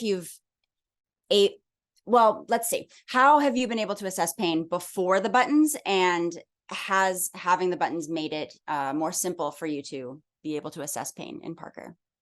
Yeah, I mean, I think, we started with the buttons when she was 6 months old. So she wasn't doing sports yet because she was too young, but has always been very active. And before the buttons, I was really, and because she's so active, she loves getting dirty. She's like very prone to eye infections. She's very prone to ear infections. So she goes jumping over the couch. She's always getting into stuff. And so before, it was basically like, what can I see? Right? What behaviors can I see? What can I like literally see if she has a goopy eye? Like that's what I can work with. And that, is very helpful and, useful to pay attention to. But it basically was like, I identify the problem, we get the medicine, I follow whatever the vet told me to do, the end. And, which is important. But I think what's been helpful about the buttons is that, she has reminded me to give her medicine when I haven't given it to her yet. So she's making sure I don't forget. I also have had, these experience of similar to Kendra and I know others, of giving her a medicine button, explaining that the medicine helps, ear ouch or eye ouch. And she went from when I first had to pre-buttons give her eye drops. I mean, it was like a battle. She was like, I mean, this is hard to believe because she's such a sweetie, but she was like snapping at me. She was like really unhappy. And now if she just gets eye drops, like coming in after playing, she just stands there and lets me put them in. I mean, people watch me do it and they're like, how? And I'm like, because she knows what this is for. And she has acid reflux. She has to get a pill every night. And I just call it her tummy medicine. And so she just kind of like understands the process in a way that makes helping her feel better so much better, and also lets me know, if she needs, she's not ready for her medicine yet, but she's complaining about her eye. Okay, can I at least flush it out, or can I do something to kind of help her be more comfortable in the in-betweens? And so that I think has been really helpful, in addition to like spending a whole weekend doing an agility trial, and at the end, her waking up the next morning and pressing agility and wagging her tail, me knowing, okay, she's feeling good about that, she had fun, we should keep doing this, as opposed to, is she sore? Is she unhappy? Is she like, am I being like an overbearing soccer mom, making her go to all those things, but like, nope, she's into it. Okay, good. Oh, that's incredible. Have there been any instances where like after an agility tournament or maybe you're supposed to go back the next day and she's been like hip ouch, or has she been able to tell you that maybe part of her body is sore from that, or maybe that part of her body needs a little extra conditioning? She hasn't. We do conditioning in part to try and like preempt that, but definitely it's one of those things where I mean the agility like environment at a trial is so chaotic that I haven't done it yet, but it's been suggested by a couple of people like to just bring like a tile of buttons with her. And to see what she says. So I'm interested in seeing how that could be. I mean, usually I'm relying a lot on body language when we're there. And typically, when I unzip her crate because it's her turn to go, she's like let's do this. And that's usually my indication. If I'm stretching her out and I notice that she's kind of reacting, in a way that she doesn't fully want to stretch something, then I might say, okay, like, let's pay attention to this. If she's avoiding the end of our last trial, she started avoiding some jumps. And I was like, okay, I think she's probably sore. We're good. Like, we need a nice long rest after this. I love that. That is so amazing. I can't wait to see how that develops for you. Like, I need my right hip to be stretched out, please, mother, now. Yeah, exactly. We're going to have weekly massage appointments probably.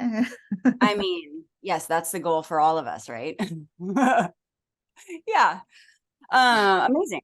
I mean, these stories are also incredible. I remember for me, and I think for a lot of people in the community, that Foxtail and Bunny's Paw was like a turning point. Like, up until then, I had been like, this is really fun. This is really cute. But at that point in time, I was like, oh, this has the potential to like significantly impact the quality of both of our lives in terms of how well and how specifically we can understand each other. And that's what I'm hearing from all of you. And I find it like tear-jerkingly powerful. I just love it so much.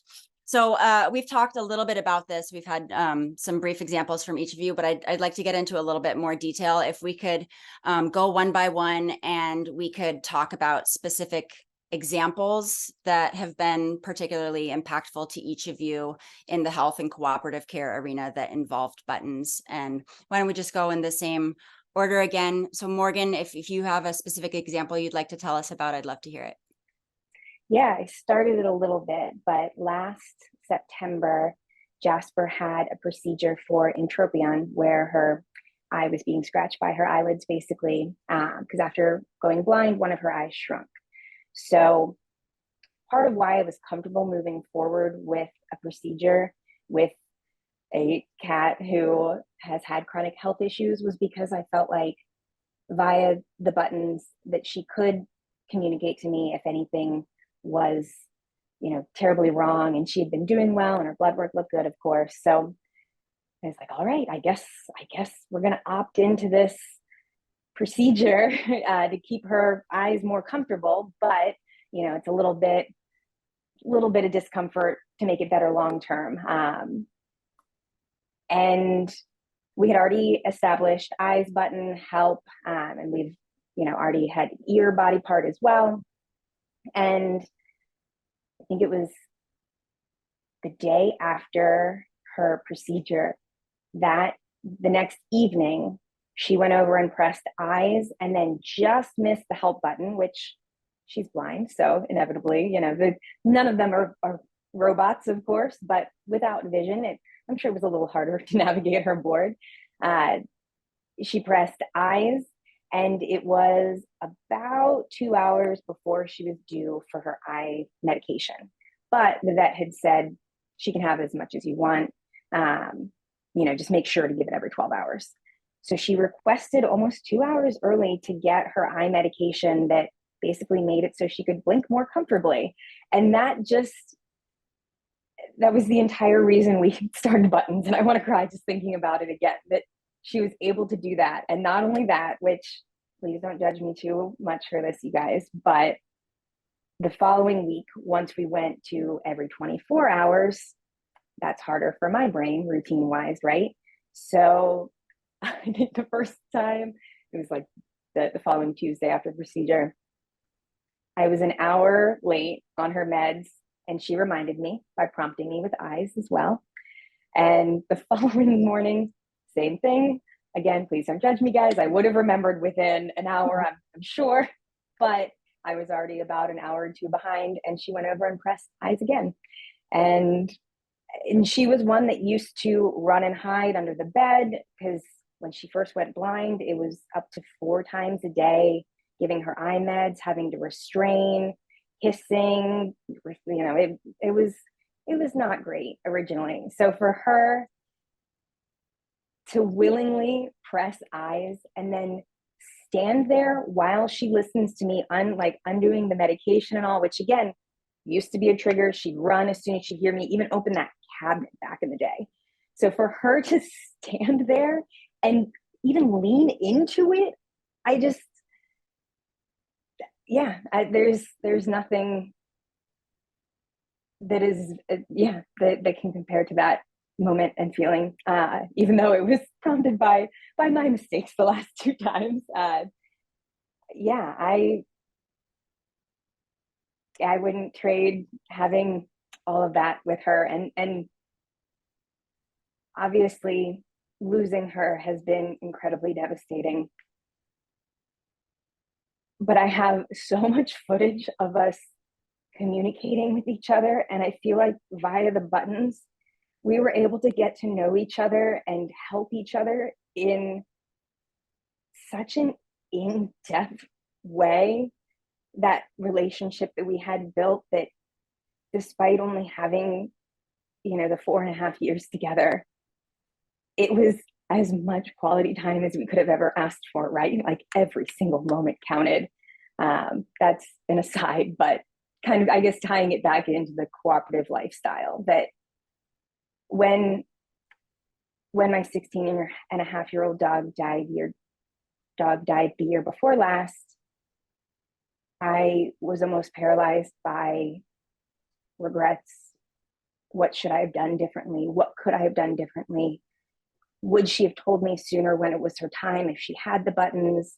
Because she was deaf and had cognitive dysfunction by the time I added buttons to the household. So she was not a button user.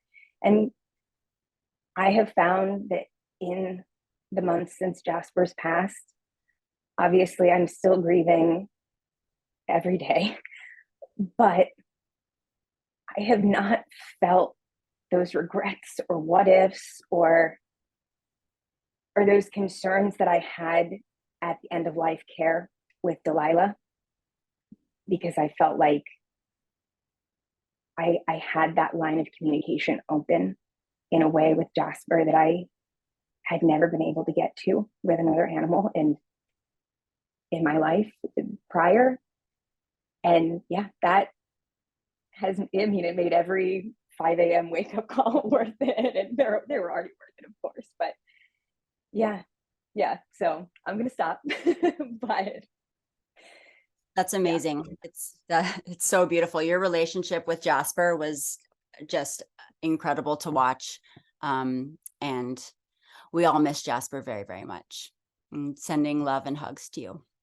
Thank you for sharing. Kendra, do you have a story you'd like to share with us?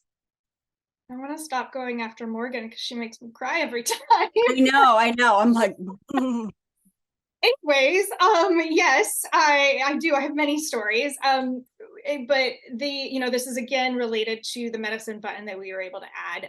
So Billy went through a really serious health scare over the spring and the summer, and it's a long saga, probably beyond what we really have time for in this panel.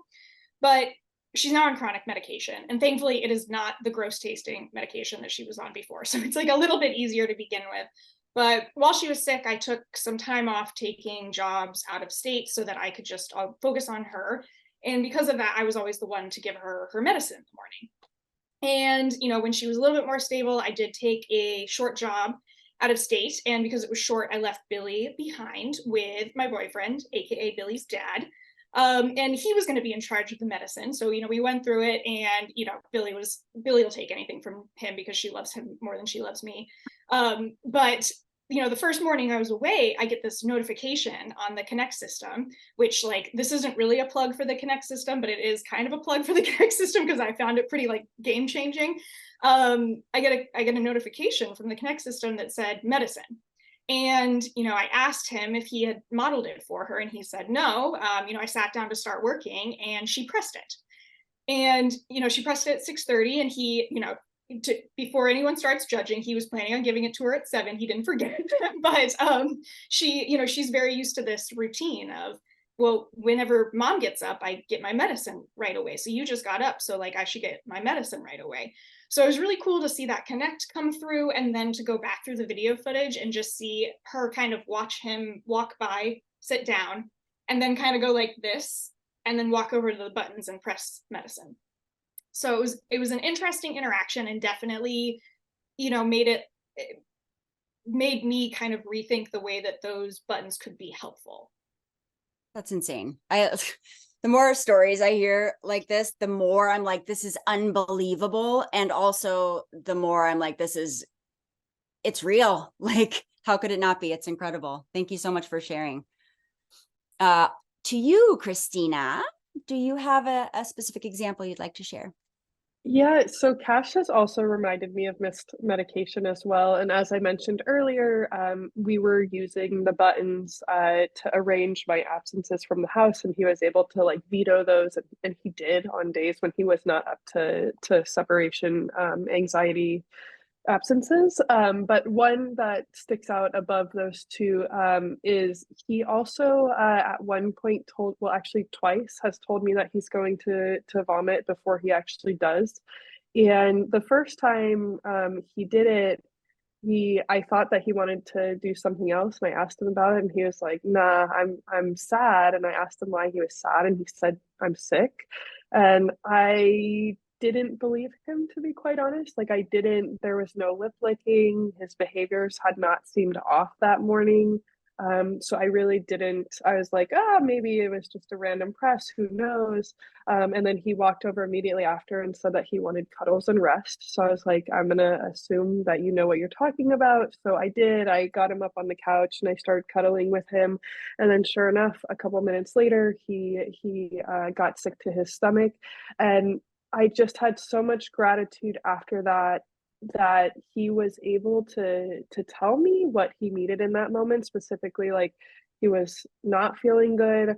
I didn't know that he was not feeling good, and that what he needed right then was to be cuddled. And so even though I really didn't believe that he knew what he was saying at that point in time, I did cuddle him and gave him like what he was seeking in that moment. And I had a lot of gratitude for buttons and his ability to use them in that moment, because otherwise I might have just gone on with my morning, and my poor dog would have been feeling so sad and alone and upset, and not had like the ability to let me know, like, hey, I really need you to sit down with me right now and like cuddle me and help me feel better.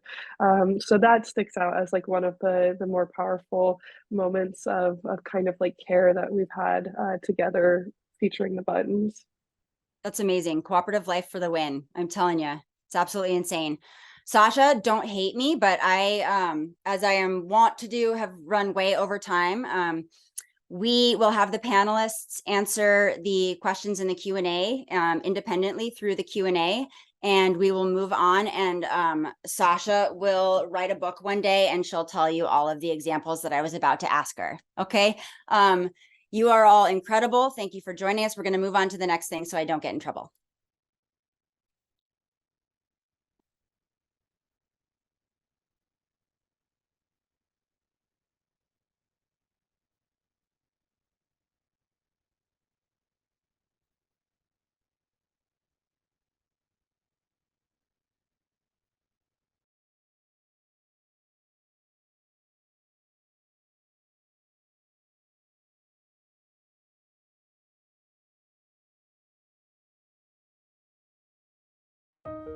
We started the guide program because we wanted to acknowledge and celebrate trusted button teachers who were sharing their success online. The result has been a passionate group of button teachers who have been instrumental in showing the world what's possible with interspecies communication. And this community, which started with exchanges about button techniques, has morphed into a place of lifelong friendships where guides are able to share their personal stories, struggles, and moments of joy.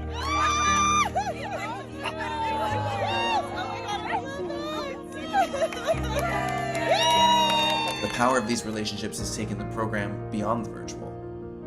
Many of our guides now gather in person multiple times a year, introducing their dogs and cats to fellow learners and deepening their bond as a community.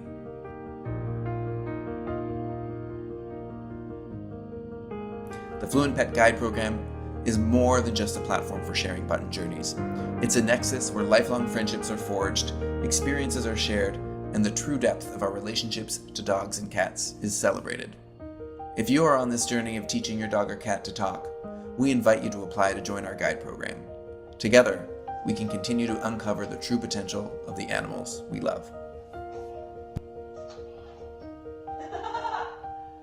Love you too.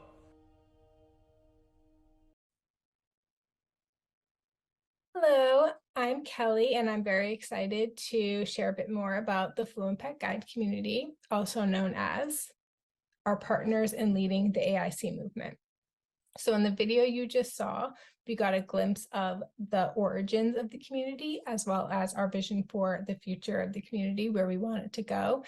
And prior to that, we had a great discussion with a panel of guides who are really pushing the boundaries responsibly and ethically to unlock the potential of these buttons as tools to help improve the relationships we have with dogs, cats, and other animals that we live with in really meaningful ways. And so we think that really exemplifies what it looks like to be partners in leading the AIC movement. So that's the why the community is so important, and the where we want it to go. What I want to talk about now is the what and the how. So what does it mean to be a guide? What does it mean to be part of the guide community? And how you can join us as well. So what does it mean to be a FluentPet guide? Well, it means they've been successful with button teaching. It means you share what we believe are core AIC values, things like respect, humility, inclusion, honesty, principles of positive reinforcement, objectivity. And that when you're out in the world, whether it's online or offline, public or private forums, speaking at the FluentPet Summit, we can trust that you're speaking from a place of genuine experience and success. And what does it mean to be part of the guide community? It means that you are invited to join us in virtual and in-person meetups and events. Right now it's mostly virtual, but as we grow and we have more people concentrated in different regions, we'd like to do a lot more in-person events. It means access to private online forums and discussion groups across pretty much all of the different social platforms and private forums.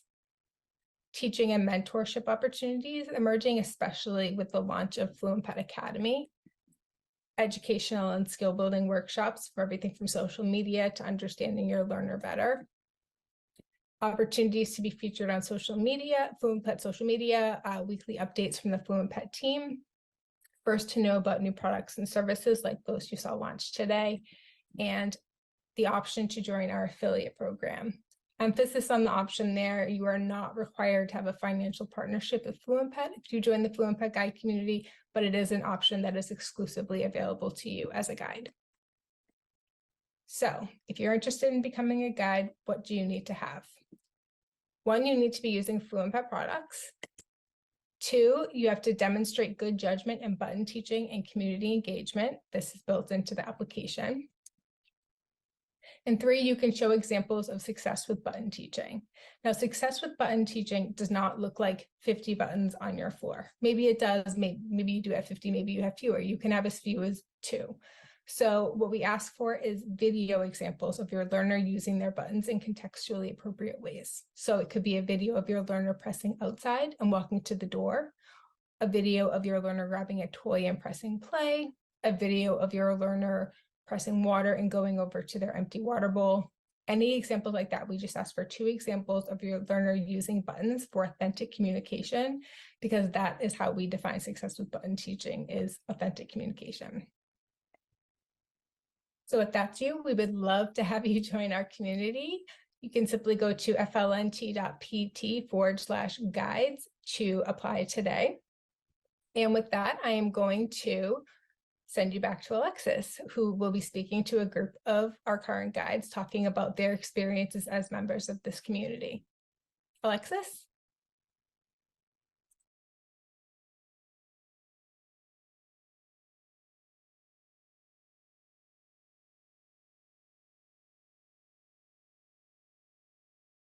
All right, we're just bringing Alexis in,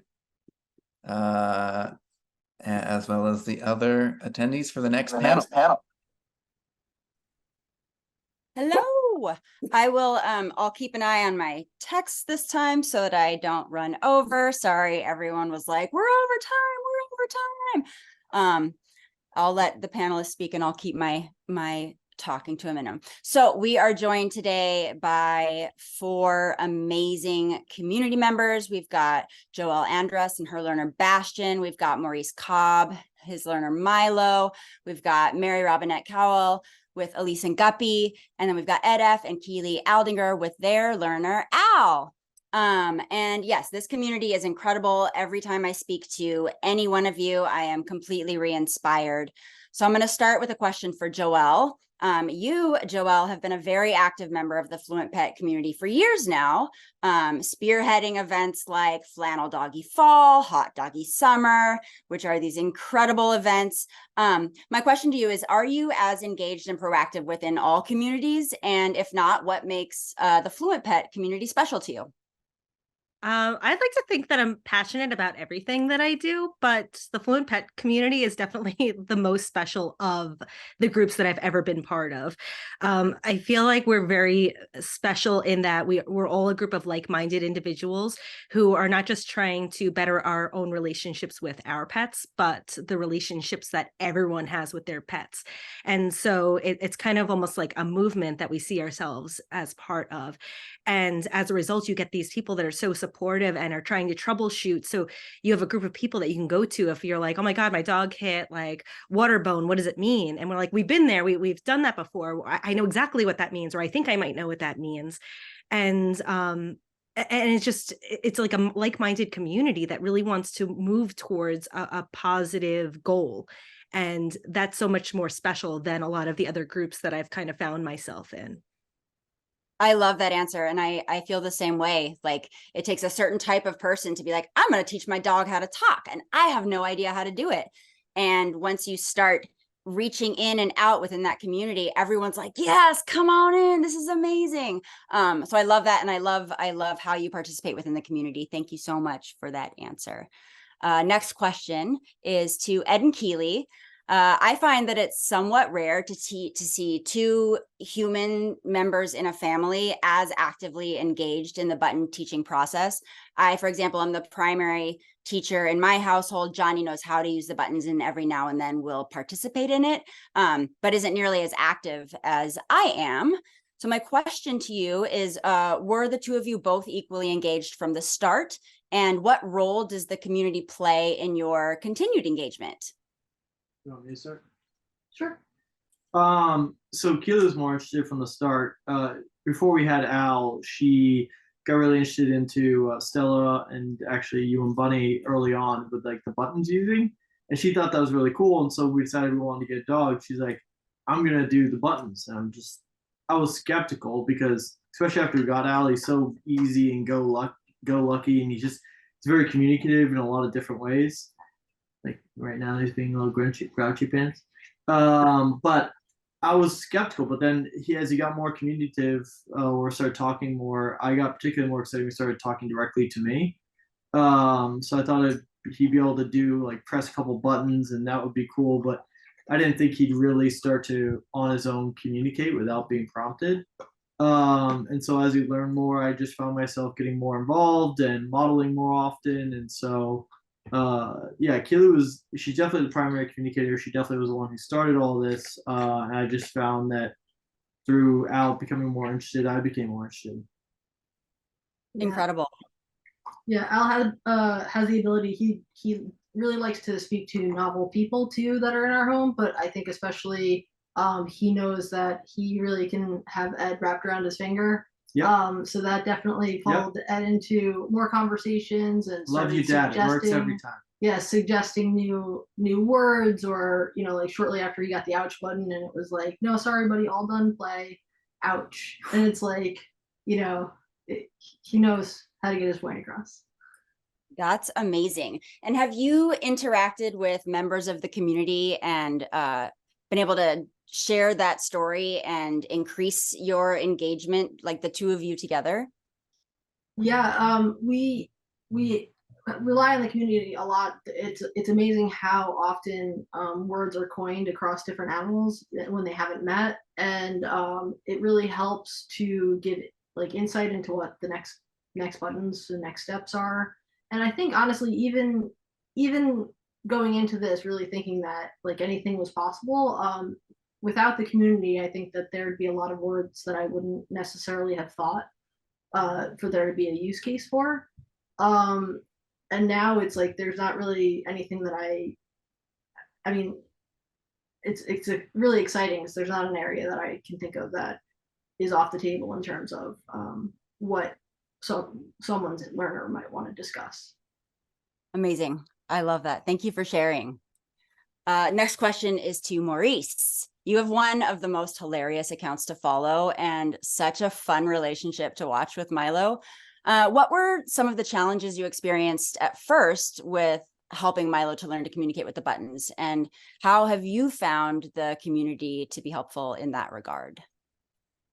The first challenge, I think, was just him using the buttons. It was about 6 weeks in, and I was honestly about to give up. I had different buttons in different categories with modeling from the first day that I brought him home, and he just didn't seem like that interested. It wasn't consistent. And so as I'm like contemplating just stopping this journey, I like had a protein jug near the recycle bin, and he kind of knocked it over and was running around the house with it, and it occupied his attention for a while. So I made a jug button, and that was the button that kind of like started everything. So it's kind of like symbolic in a way, like I'm here about to give up, and he sort of made himself his button, and that was the button that kind of made everything click. And then of course it's grown to what it is today. I think with the community, Joel kind of mentioned it, it's really just helpful to kind of learn what everyone else does with their learners. For me, like he of course is very adamant about certain things at times, and so it's okay, we can't do that right now, just either out of a one, or it's not feasible to do at all. So it's kind of like, well, what can we do? Like offering alternatives, I think was probably the best for us, because like I said, he's really just determined sometimes to just get one thing, but I'm like, okay, we can't do that, but we can do 3 or 4 other things, and then finding like a nice alternative so it doesn't end in mad. He clearly loves you. Yeah. Very, very fun over there.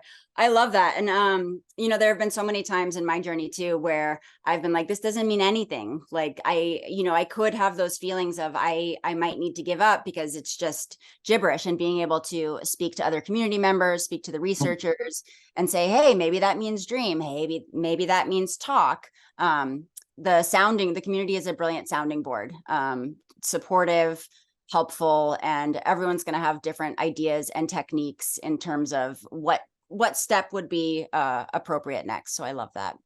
Next question is for Mary Robinette.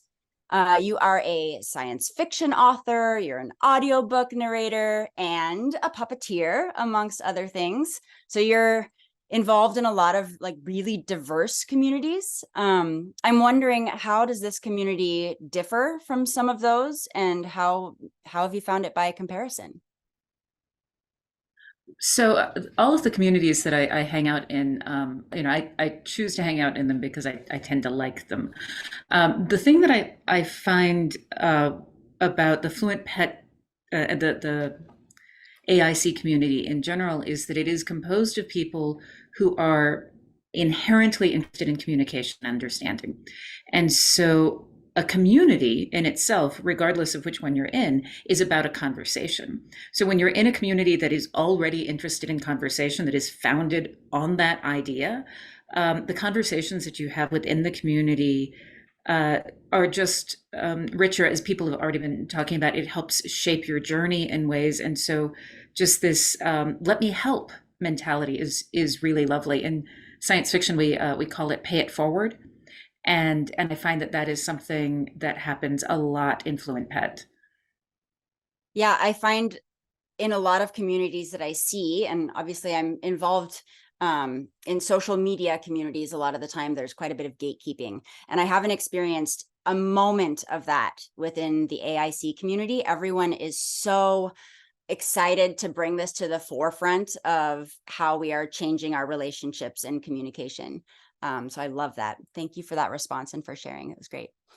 So I've got a question roundtable for everyone here. We know all communities have room for improvement and continued learning. What do you feel that our strengths are, and what are your hopes for this community as we continue to grow? And we will go around in the same order. So let's start with you, Joelle. Do you have any thoughts about that? I think that one of the biggest strengths in the community is, again, the collective idea that if one of us one of us is successful, we're all successful. We're not trying to outcompete each other and say my learner is smarter than your learner. It's very much a group mentality of like cheering each other on and celebrating the successes of everyone within the community as our own, because we all want to push this movement forward, and anyone doing so is working towards the betterment for all of us. Um, if I could change anything or improve anything, I think that having more people in the community would be that much better, because a lot of us are coming from backgrounds in education and different, I think having different walks of life and different perspectives is so helpful for seeing things through different lenses and really kind of generalizing our understanding of what the animals are doing and what they mean. Even Stephanie Clarity on the Coast joining recently with her therapy background has been so helpful to see her perspective on how learners are really communicating in a way that's setting up boundaries and things that humans might be inherently bad at, the animals are doing. And so I think that having more people with their own perspectives, and different backgrounds is going to continue to help us understand our animals better and ourselves. I couldn't agree more. Brilliant. Thank you so much. Ed and Keely, do you have any thoughts on where you'd like to see this community go and where we can add strength? So I agree that I would like to see, especially the growth aspect of the community. I think that AIC teacher learner duos really put the forefront of a lot of animal issues that are important to me in terms of like agency and respecting like your animal's autonomy. And I think that those are, as this grows, becomes more mainstream among people's understanding as well. I also would think that the accessibility for button kits would become greater at that point. If they're being produced at a larger scale, FluentPet would be available to more people in more places. As right now, I know that there are people who are really interested in starting this journey, but it's a financial commitment. True. An answer. I love that. Ed, do you have anything you want to add? In terms of strengths, I think definitely what absorb is just like the people who are already in here, the passion of the people. I think that is something that it's the passion about how everyone. It's like Joel was saying, like everyone's on the same page. Like everyone wants to just see things get improved, and that's nice to see that people aren't trying to come at things with different agendas. So I think the supportive and strength of the community and passion of everyone who's involved is definitely one of the best parts of the community. Awesome. Agree. I agree about agenda. I feel like we're all very single-minded in that we want clarity of communication and beautiful connection. And that's nice to see. Yeah. Maurice, any thoughts? I think kind of picking up what everyone mentioned, I would love, of course, more people in our community to grow. I do love just the inclusion that I feel here, of course, being one of the only males, and then, of course, of color. I've never had like a moment. I mean, I've had several moments like professionally and all that. I've never had a moment of feeling like outcast or not feeling included at all in terms of like our group chat that's always, of course, going all day long, probably going now, even like our like meetings and like hangouts. So I do appreciate that. I would love, of course, more male teachers to get involved. I would love also to see just more people of color in general. I think my favorite comments that I get are people saying that they can see themselves in like my dynamic with him culturally, or they can see themselves in like my family, or like the way that my sister responds is like so typical, or like things like that. Those are my favorite comments, because it is just like, of course, we're here and we're sharing, and a lot of our content is very like entertaining, but it is just nice to have people like kind of get a bit more in terms of that, just being who I am and just having the relationship that I just kind of naturally have with him. So I would love to see that perspective from more like learners and teachers. Agreed. I would also love to see more diversity, and I'm so thankful that you are a part of our community. We love you. Mary Robinette, any thoughts about Just or go ahead. Yes, I'm sorry. I was anticipating the moment you said my name. Just echoing what Maurice said. One of the things that I've noticed is that Elsie she's not speaking English, and so anytime someone is coming in who's coming from a different language set, it reminds me that how much Anglo-centric stuff I'm doing with my cat, and I love getting that diversity of experiences. The other thing that I think as a community that it's tricky because of the algorithm, but talking about our early struggles. So Maurice mentioned that 6 weeks he was thinking about giving up with Milo. It took Elsie 6 months before she made her first button press. And so often we don't see a learner until they are already fluent, and reminding people, like finding ways to remind people, you know what, it's okay. Like one of the things that I freaked out about was that Elsie just suddenly stopped using one of her words, and having other learners, other pet guides tell me, no, it's okay. This is a thing that happens sometimes. They just stop using that. They start inferring it other ways. Or the thing where they'll start using a word contextually correctly, and then like, great, what else does it do? And then they start applying it to things that don't have any seeming connection to us, but knowing that that's just a learning thing that they go through. I would love for us to find a way to be better at communicating that to people who are starting out on their journey, that it's like when it looks hard, that's just the moment before you level up. That's so true. It's right before you give up that a huge breakthrough happens. I think we're doing good on time now. So I have another question for you all, and that is, where have you found the best places are to connect with the community? And whoever would like to go can go. We don't have to go in a circle. Anyone who has thoughts can just speak up. I particularly like Instagram. I think that we have a really strong, our account anyway has a really strong base of not just community members within button using, but people that are interested in button using, and maybe they don't have a dog or they just haven't purchased their own set yet, that are just so invested and seem to get the nuances of our community, that are getting inside jokes that are happening between our learners, that are committed to when we get together and are super excited for those events to take place.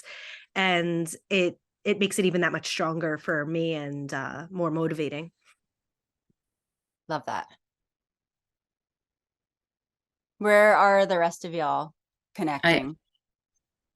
I also mostly hang out on Instagram. I enjoy being able to do a live when Elsie is in a chatty mood, so that people can see, oh yeah, no, it takes just a really long time to have a conversation. I've just started putting content up on YouTube, but that was where I found a lot of the really useful stuff when I was getting in, just because of how easy it is to search for something. Love that. Thank you so much. Anyone else? Any thoughts on where the best place to connect is? We also really enjoy Instagram to connect with our peers. And sorry, Al and Maury have just decided to start wrestling, and he said rain all done. So he's there's an intense battle going on. Yeah, he's sabotaging behind us. But so we enjoy Instagram the most for that, but also the FluentPet organized happy hours where we can just hop on a Zoom with other guides and catch up and hear maybe more of the intricate interactions that maybe were too difficult to edit or were a lot longer than is allowed in that short format. Amazing. Yeah, I feel like Instagram is the place where I am most active and most connected to the community, with group chats and comments and sharing, and I feel like Instagram makes that pretty easy. But there are so many different places to connect too. Mary Robinette said YouTube. A lot of us should also. Sorry, what? Yeah, and I should actually also, I should mention the FluentPet Discord, which is like when I need something really specific, that's where I'm going to hop in and say, hey, does anyone know? Because that's where everyone hangs, except for me, because I don't know how to use Discord, because that's how I am. But anyways, Maurice, any thoughts at all? Yeah, they kind of mentioned it. Instagram, I think, is the best in terms of our internal community and just kind of people who are interested but don't even have pets. I feel like I have more engaging conversations there versus the other platforms. So yeah, most of my day is spent on Instagram too. Okay. All right. So for everyone who is joining us today, that's where you can chat with us all and find us. I think we still have a little bit more time, so I'm just going to open up the discussion for any final thoughts on community at all. Anything you'd like to say? Anything really? No, I'll just say, oh, sorry, go go ahead, ahead. Joel. No, go ahead, Okay. Maurice. I'll just say, I think a lot of people have mentioned to me that they're apprehensive in starting because of the whole starting a social media channel aspect. And they don't understand that there's so many people who have, FluentPet in their homes that aren't on social media or aren't in the guide program. Like it really can just be a part of your everyday life. You don't have to have a whole bunch of buttons like us. You could just have the main ones or your learner's favorite things and just kind of limit it to that. So it really is, you can tweak it to whatever fits your lifestyle. So don't let, certain things discourage you and think that you have to do something because you don't. You just can do what'll fit you and your life and your pet. I love that. It's totally not one size fits all in this community. And I love that about it, that everyone's like, yeah, you do you, and we will help you get to your goal using our collective information and insight however we can, because our goals are aligned regardless of the paths we take to them. I would just further echo that what Maurice said is that you don't need to have 50 buttons to be successful. You could just have 1 or 2 or 12. Or you could just build as you go. It's not like a competition between all of us. And I think that if you do decide to take the social media angle, being part of the community is so crucial because if you have a video that goes viral or something, not everyone is going to be nice out there, and a lot of us have been through it and rely on the support of the community when we get silly comments or things that try to drag you down and question yourself. That's been one of the most impactful things that I've taken away from the community is just it can be really hard sometimes, regardless of the size of your following. There are people out there that really aren't into what we're doing for one reason or another, and they make that known. And it can be, like you said, if a video goes viral, it can be sort of challenging to navigate those waters. And the community always has my back. Always, always, always. There is an outpouring of love and support. There are people stitching that person's video, or it's just it's what gets me through those moments is the community. So we've learned some tips and tricks to navigate things like that. And yeah. I started my account with like, hey, this is something really cool I'm doing with my dog, and I'm going to share it with friends and family. Now that we have a lot more than friends and family checking in, and it's so important to protect yourself and remember that to stay grounded in what your mission was to begin with, and the community definitely helps with that. 100% agree with that. Yep. Yeah, I'm a science fiction writer. That's like my main thing. And so I post videos of Elsie because I enjoy having conversations about them. She's I joke that she's my accidental TED Talk. If you bring up animals at all, I'm like, have I talked to you about my cat? And so I'm not driven by like trying to get audience, trying to get algorithms. It's just, this is a conversation I want to have. So if it's not your main focus, if it's just, this is cool and I want to talk to people about it, that's a fine driver. Side note, as a result of this, a book just came out this week called Starter Villain by John Scalzi, and he based the talking cat in it on Elsie because and it's so he based he's been seeing me post stuff and it has spawned an entire novel.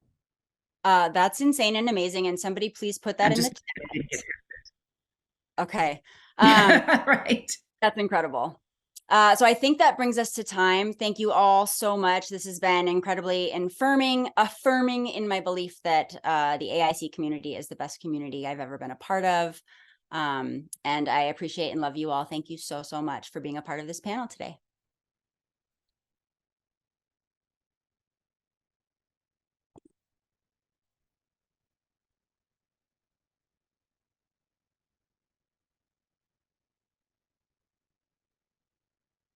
Hey everyone, I'm back to kick off the section on what's next for FluentPet. Let's start with our hex tiles. As I said, we began this journey with a wooden prototype, which evolved to the first foam hex tiles with different pattern designs. We then introduced our solid hex tiles in bold colors. And today I'd like to introduce to you the newest addition to our hex tile family, neutral hex tiles. This won't be in place of our current solid hex tiles, but be in addition to them.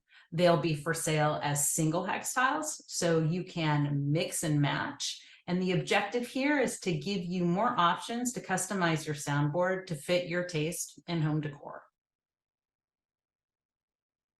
Next, I'd like to talk about our long-awaited bandana launch. FluentPet now has bandanas, and these bandanas come in 3 sizes and are made of premium breathable fabric that is dual-sided for extra durability. There are 3 different designs to choose from, or you can get them all, and they're made for comfort. So our bandanas are perfect for everyday wear at the park, in the yard, or a fancy holiday gathering. Both the bandanas and the neutral hex tiles are not available on our site yet. We wanted to give you guys first access to them. So I've provided a link in the chat if you want to go and pre-order. Both of these products will be to you if you order now by late November, if not sooner. Now I'm going to turn it back over to Leo to tell you more about what's coming. Thanks, Melissa. So the 3 biggest priorities for us for the next year are to work on helping teachers teach, to help our guides and users share what you're seeing with the community, and to develop tools to help us better understand learner needs. To this end, we launched the Let's Get Them Pressing course earlier this year. This is an intensive 4-week small group coaching course in which students get a chance to learn directly from FluentPet staff. So far, the results have been amazing, and the courses typically sell out quickly. So if you're not sure where to begin, have any kind of roadblock, or are interested in taking your button teaching to the next level, we couldn't recommend the course highly enough. We're also excited to announce that today, by popular demand, we'll be launching the advanced course for graduates of the Let's Get Them Pressing course. Many of the students of Let's Get Them Pressing have asked for an opportunity to continue developing their learners' button teaching skills, which is why we launched the advanced course. Stay tuned for dates and other course details. Now, to support sharing with our community, we're also excited to be able to share with you 2 new additions that make FluentPet Connect even better. If you use the FluentPet mobile app, you can connect it with Google's Looker Studio to get daily visualizations of your data that you can customize. This is still in beta, but we've been seeing some really amazing and inspiring results. Everyone's got their own custom dashboard. It's really cool. And inspired by what we're seeing the community do with Looker Studio integration, we're also working on improved in-app visualizations, which are designed to be a really fun and easy way to track how your learner is doing with Connect.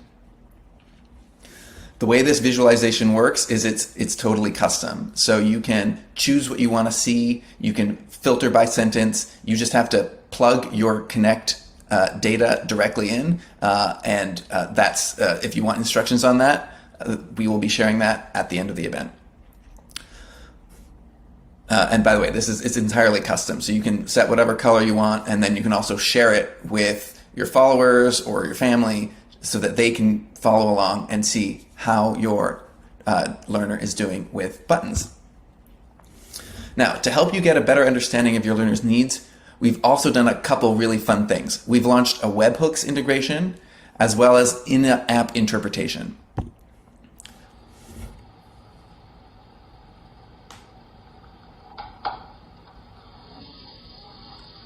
With webhooks, you can connect specific Connect buttons to anything on the internet, allowing your learner to control anything you'd like them to control. So here you see this learner has learned to press a button in order to turn on their faucet. So this is the kind of thing that this enables. It is currently in beta, and of course, you know, it takes a few seconds before there's a response, but we think it's a super cool way for people to get creative with the FluentPet Connect platform. With in-app interpretation, we are able to capture and share what you believe your learners' presses might mean. This enables the app to help other users who might not understand what, say, a water bone is. For those who don't know, it's an ice cube. In-app interpretation works like this. When you see a multi-button expression, or even a not multi-button expression, you can search for it in our database of button interpretations. When you choose a particular interpretation, it gets logged to help other button teachers. And with that, we conclude the presentation part of the FluentPet Summit. It's worth taking a moment to think about just how far button teaching has come. A few years ago, no one had any idea that this was even possible. And now there are hundreds of thousands of people teaching their learners to communicate in ways that look like they're from science fiction. But if you're here, you probably know otherwise. You probably know this is more like science fact.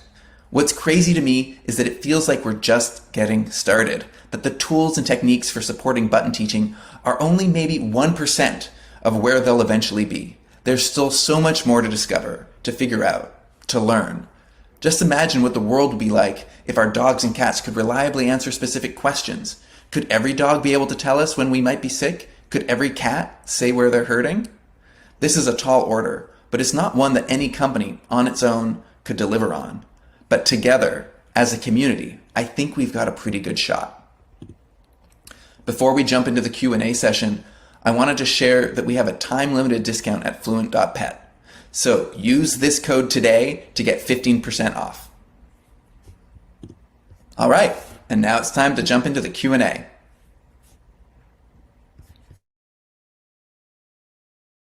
Okay, so I think we're gonna try and rope in, I should say, Alexis and whoever else who might be lurking backstage and would like to join. We've kind of got a general Q&A session going, and we've got some time. So I will be reviewing some questions here, and I think maybe handing them to Alexis, and Alexis will be filling them as well. So yeah, let's just do that.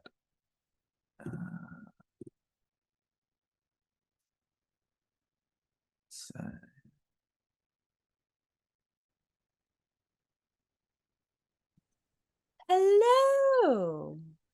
Fancy meeting you here. It was. All right. So I see some wonderful questions here. This one, the top one's for me, so I'll go ahead and answer that. It says, it's from Heather and Sina. What, if anything, do you think you've done differently as a button teacher when working with each new learner you've brought home? Yeah, well, I had no idea what I was doing with Bunny, so I just did whatever. With Otter, my primary goal was to see if he would learn through observation. And so most of what he's learned has just been through observing Bunny and I. And mostly how he uses them is just to trick Bunny into leaving her bone or her spot, or to trick me into playing with him.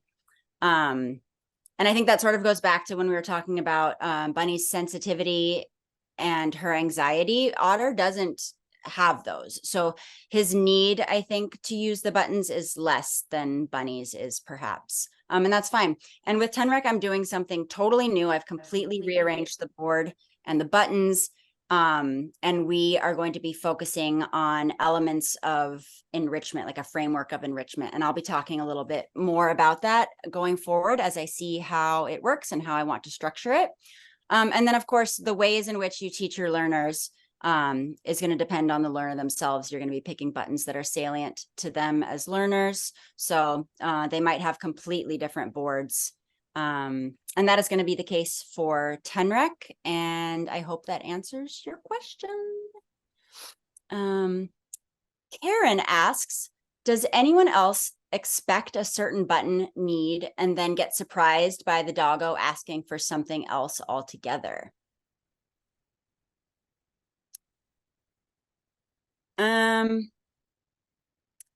Yeah. I'm trying to think of a specific example for me. Yeah, I guess I expected Bunny to want to use names of individual toys, when she was younger, and she just didn't at all. She would just use play, and then I would sort of figure it out. But I think the names of individual toys weren't salient enough to her. The activity of playing was salient, so she would request that, but she didn't really care what toy it was, unless now she has a ball button because she likes those pink squishy bacon scented balls a whole lot. But any other names of toys weren't salient to her at all. So I ended up removing some of them at the very beginning because she just wasn't using them. It didn't matter to her. She just wanted that engagement with me. I hope that answers the question. And we have yes, please. Oh, I was going to say I have an example of that that has become just a different vocabulary. So, like you, I gave Elsie a bunch of concrete nouns, which she is absolutely uninterested in for the most part, and she started saying hair tie kibble, and I was like, hair tie kibble, because I've got a hair tie that I would fling across the room. I'm like, do you want me to throw the kibble? Which is exactly what she wanted me to do. So she wanted me to throw the kibble, and so hair tie almost always at this point does not mean the band itself, but please throw kibble for me. Do you have a kibble slingshot now? Please tell me that you do. My apartment is not that big. Well, that would be cool for future. Maybe I'll make one for you and send it to you, like doing stuff like that. I was going to say I had an example as well. Similar, Leah, I think I have expanded my vocabulary sometimes because of words being used in unexpected ways. And two of them that Parker has used in very expansive ways have been box, which originally was just for a cardboard box for her to shred, and has become her toy box. It has become the noise box, which is the computer. It has become, she's used it for so many things that it ultimately led to the device button. And then the other one is her sweater button, which again originally was for just putting a sweater on, but has turned into anything fabric. So she was saying sweater food a lot, which ended up being her snuffle mat. And so that's led to the replacement with those. So yeah, just a lot of generalizations that then lead to other words. That is very cool. I understand that you just today actually added a new button based on an interesting communication. Do you want to tell us about that? Sure. So Parker's actually not feeling very well. And she threw up yesterday, and she had an upset stomach this morning. But so this morning she had pressed food. And so I was like, I could hear she had a gurgly tummy, but I was like, oh, she's asking for food. Maybe she has an appetite. And so I was asking her, do you want a puzzle? Do you want a snuffle mat? What do you want? And she said, come look, and then ran to the back door. So I let her into the backyard, and she started eating a lot of the plant. I'm in the backyard right now, but started eating a lot of the plants that are around back here. And then she has to go to the front yard and was doing the same. And so, I usually call that salad when she's eating like grass. And so she's asked a few times to either do front yard food or front yard chew when she's wanting to eat grass or plants to settle her stomach. So I gave her a salad button. So that's kind of fit in nicely with our cooperative care conversation of just kind of, these are her own like homeopathic ways of dealing with not feeling well that now she can specifically ask for. That's bananas. Parker is astounding. I love that so much. All right, let's see. Anastasia Summer asks, I saw the Hextile carriers on the FluentPet website, but they are stacked up. The buttons aren't accessible for the service dog to press when it's being carried since it's stacked up. You can't access the buttons. I need a smaller, more portable version like an iPad as the AAC device that children can use. I can see bringing one Hextile with 6 buttons on it, but that's only 6 buttons. Is there a way to condense the AAC device to be smaller so my service dog can talk in public? Okay, good question. This is a thing we've thought a lot about. I know Yelmer on the team is very interested in this. The way that we're thinking about it is that actually we think that kind of what makes the buttons, we don't actually know why the buttons seem to be as effective as they are.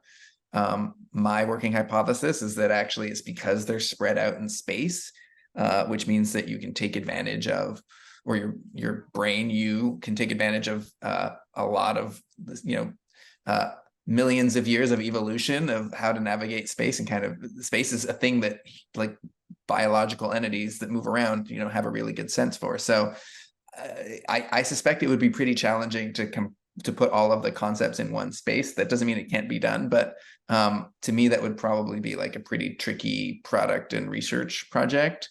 But if we can think of ways of getting that kind of thing spread out very quickly in space and have it be portable, then that would be I think an attractive approach.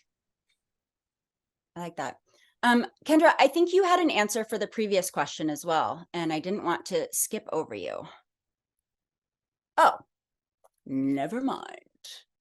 Never mind. Sorry for putting you on the spot like that. All right. Moving on to a question from Lori Croker. I saw the charts where different aspects of learners are quantified. Are teachers also observed and different aspects of them quantified also? It would be interesting to compare the two and how successful the learners are. That's for you, Leo. For me, if Federico is around, he might also be able to answer this. And Ashley might also be able to answer it. Oh, we have Federico. Federico, do you want to jump in? Yes. Well, do you want to be quantified? We have obviously data on both, right? So we have data on like the amount of modeling, and we have data on the use of the pets. We do know, again, the paper is not out yet, the modeling does matter. The amount of modeling matters, right? So it's not just, the fact that you just leave the buttons out that works. You actually need to use them reliably and so on and pay attention, right? Provide contingent responses and so on. So I saw another question that was asking about, do we have information about the locations of the buttons and whether certain ways work better than others? Again, we're working on it, trying to analyze different strategies.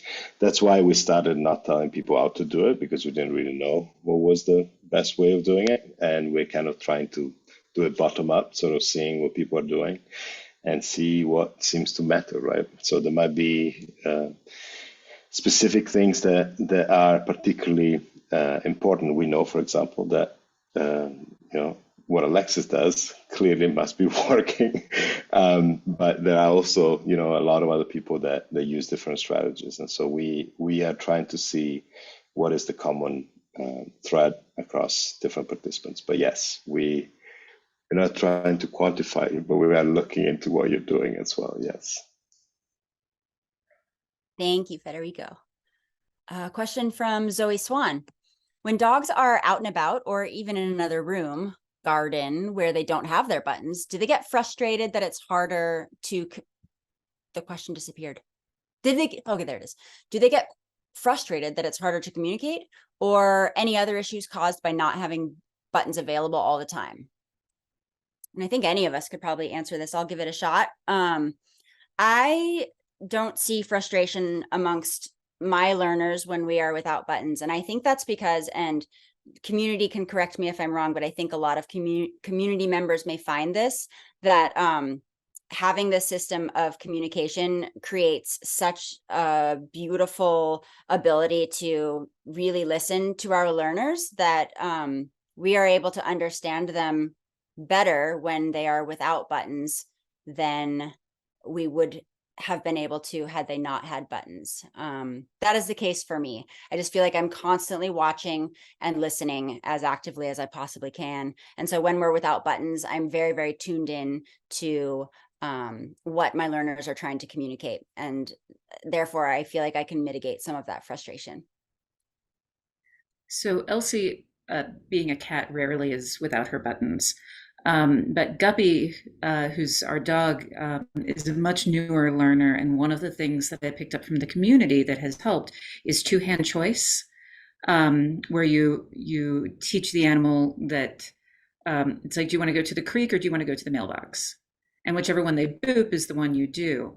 And so she still has the ability, like being without the button, she still has her receptive communication. And giving her two-hand choice gives her an expressive communication, even when I don't have that. And then there's body language too. She's very bouncy. Nice. And Leo, I see a little note underneath this question that says that you're going to answer this question live. So I'm just trying to help manage the questions, so I don't. okay. Does anyone else want to chime in on that one? I feel like there could be a lot of community. Yeah, well, you know, Billy is maybe an interesting cat in that she does go inside and outside. You know, like Mary Robinette said, not all cats are going to have kind of that option. But in general, I find outside to be incredibly stimulating, to the point where Billy may not actually be like super interested in communicating with me to begin with.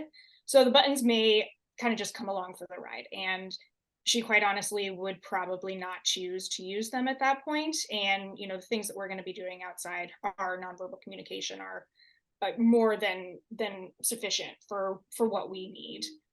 So I don't see any frustration with Billy without her buttons while we're outside. She's just excited to be on an adventure. Cool.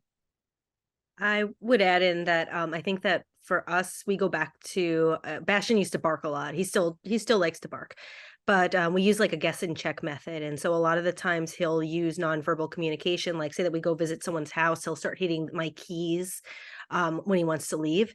And I can go through the process of saying, oh, are you hungry? Do you want to go for a walk? Do you want a treat? And then if I say, do you want to go home? He'll bark if that's what he wants to do. But I find that a lot of it goes back down to the language that we're reinforcing with the buttons all the time now. Absolutely. Yeah, sorry, you just reminded me of a thing. I took that changed with Elsie. So I've been trying to take her button board with her to the vet because she's extremely anxious about the vet. She has refused to use it at all. She won't even get out of her carrier. But when the vet comes in, we used to have to drug her in order to do blood draws. And now I can tell her, Elsie, ouch now, seaweed, which is her favorite treat, seaweed later, ouch now, seaweed later. And she's letting them do the draws. And then when we get home and I put the mat back down on the floor, the first time I did this, as soon as she came out of her carrier, she went straight over to the mat and was like, seaweed, seaweed, seaweed, seaweed, seaweed. I love that. Yeah. Might I suggest a kibble slingshot? I will take Put it out a there. kibble slingshot to the vet next time. Absolutely. It'll fix everything. Okay, just bam. All right. Thank you all. Does anyone else have anything they'd like to say about that, or should we move on to the next question? Okay, I see mostly everyone muted, so that's my signal. Katie asks, how can I turn button training into a game? And I think, Ashley, you've got something to say about this? Yeah, I love this question because this is what I try to instill in my students is all button teaching should be a game. The more fun you're having, the more relationship you're building, the more trust you're increasing. And it can be whatever button you're working with. You can, just the more creative you get, the better. There's all these mini games that you can play. Something is, boring as water, right? You can have offer water to your learner in different types of containers, like different cups that maybe they don't normally get to have water in, or even taking a cup full of water and pouring little bits into the water bowl at a time. And then some learners really, really like this game, and it makes water a much more exciting button. And then even, play is a very exciting button. So if you're playing with your learner, you can do kind of mini modeling experiences back to back where you hit play, you play. Maybe then your learner goes and hits play, and then you play some more, and then you pause for a second and see if they're willing to interact with the button. And one of you then hits play again to start the game up again. And it turns into kind of this learning, this back and forth of, okay, so this is how we keep the game going. This is how we express our needs. This is how we can communicate more effectively. Awesome answer. Love that. Play is life. Cooperative lifestyle. Yeah. Universal language. Universal language. challenge. Absolutely. All right. Julie asks, I can understand modeling actions and items like treat or walk, but how do you get to emotions, i.e. sad, love you, etc.? I'm sure we could all contribute to this. I'll start by saying one of the things I really love about button teaching is that most of it is simply capturing. Like you don't have to train anything. If you notice that your learner is anxious, that's a great time to walk over to the board and model concerned or anxious or scared or whatever your comparative button is. And likewise, if you are feeling that, I'm fairly sure that your learner can probably sense that. So that's a good opportunity to model that. Same with happy or sad. And, just about anything you can capture. Like you can capture different things in the environment. You can capture different places while you're at them. You can even bring a button with you when you go to the park. And now we're at the park, and then press the button, park, happy park, etc. Anyone else want to chime in? All right, moving on. Sorry. Can I just say one thing about this? Yes. I just wanted to mention two things. One, there's a paper that just came out showing how we believe in the fact that humans, share the same semantic space, meaning that when we use the word I love you, we all think the same thing. There's very clear experimental evidence showing that that's not true. Obviously, this space somehow overlaps, but we clearly have very different, our representations of any word are not quite identical. And so the idea that we need to somehow expect the dog to match our representation of what love you means, obviously, is kind of wrong in many ways. And second thing is that, part of what we need to think is how does a human child learn this, right? So my 60-month-old says, love you, but clearly what he means with it is basically like, I want to be cuddled or I want to get a kiss. And because he knows what happens next, right? So it's like there's some kind of situational response to it. Of course, these things will change over time, his representation, and ideally that might happen with our pets too. But I also want to kind of encourage people to think that in many ways, we need to think of this process as something similar to what human children do. Pre-verbal children or children are just starting to talk. What is very much like what Alexis said is describing, labeling the situation. You're going through this and you just describe it, you push the buttons, they experience something and then you describe it, like my child just hits the head against the wall and is crying, and then you say, oh no, this must hurt, you must be in pain, ouch. And then so you just label this, and the more you do it over time, he learns the word ouch to associate it with some painful experience. So those kind of things are sort of true for humans and in many ways true for pets. So you're not just like, here is what ouch means, you just learn through exposure. And I just want to add a PSA on that with your pet, start using the word safe at a time when they are actually safe instead of reserving it for when they are at the vet. Because Elsie has learned that safe means you are in terrible danger and pain is about to happen. I was also just going to say that, the capturing is so important, and to not forget that, especially if you're still learning to read and understand your learner, that ideally you know your own emotions better. I mean, again, I don't teach their own, but, ideally you can also model it on yourself. So like, mad and frustrated are things that I definitely modeled on myself. Probably more than I modeled on Parker, and now she understands what those mean. So, you can model it not just for your learner, but on other living people or animals that perhaps you are better able to identify as well. 100%.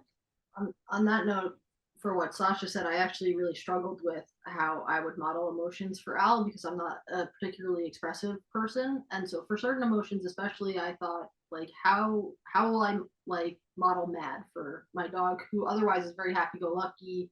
People were like, oh, he uses buttons, he'd probably never use the word mad. So I gave it in conjunction with happy, which he used quite a bit, and some time went by before there was an opportunity to model it, and it was actually Ed, who is a very expressive, effusive person. I had tossed something to him and Something I didn't heavy. something heavy, and I hadn't realized Very he wasn't paying heavy. attention, and it hit him, and he In the was face. immediately mad. Hit me in the face. And so, so I took that opportunity to model mad to Al, who had had the button at that point for 2 months, had never pressed it.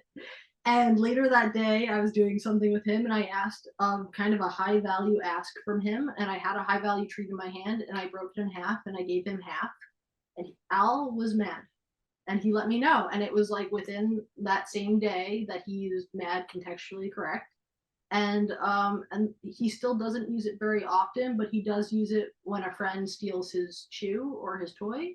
He will address them by name and let them know that he is mad. Or if you don't play with them. Or yeah, if you- it's the end of the night and play is all done for the night, Mad. occasionally mad. But yeah. That is insane. That's so cool. I'm going to interject real quick and say, is anyone else like having this moment where I'm like surrounded by humans who have animals that communicate with words, and my mind is just like being blown right now?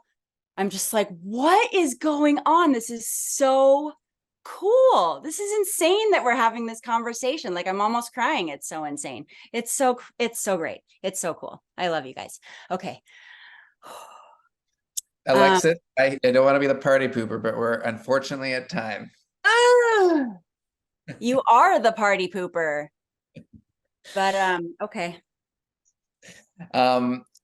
I really hope you all take a look at the resources that are available here. They will help you stay connected. There's the Discord, there's the How They Can Talk online site. There is, obviously Instagram. Definitely stay connected to us. We want to hear from you. We want to be doing more of this kind of thing.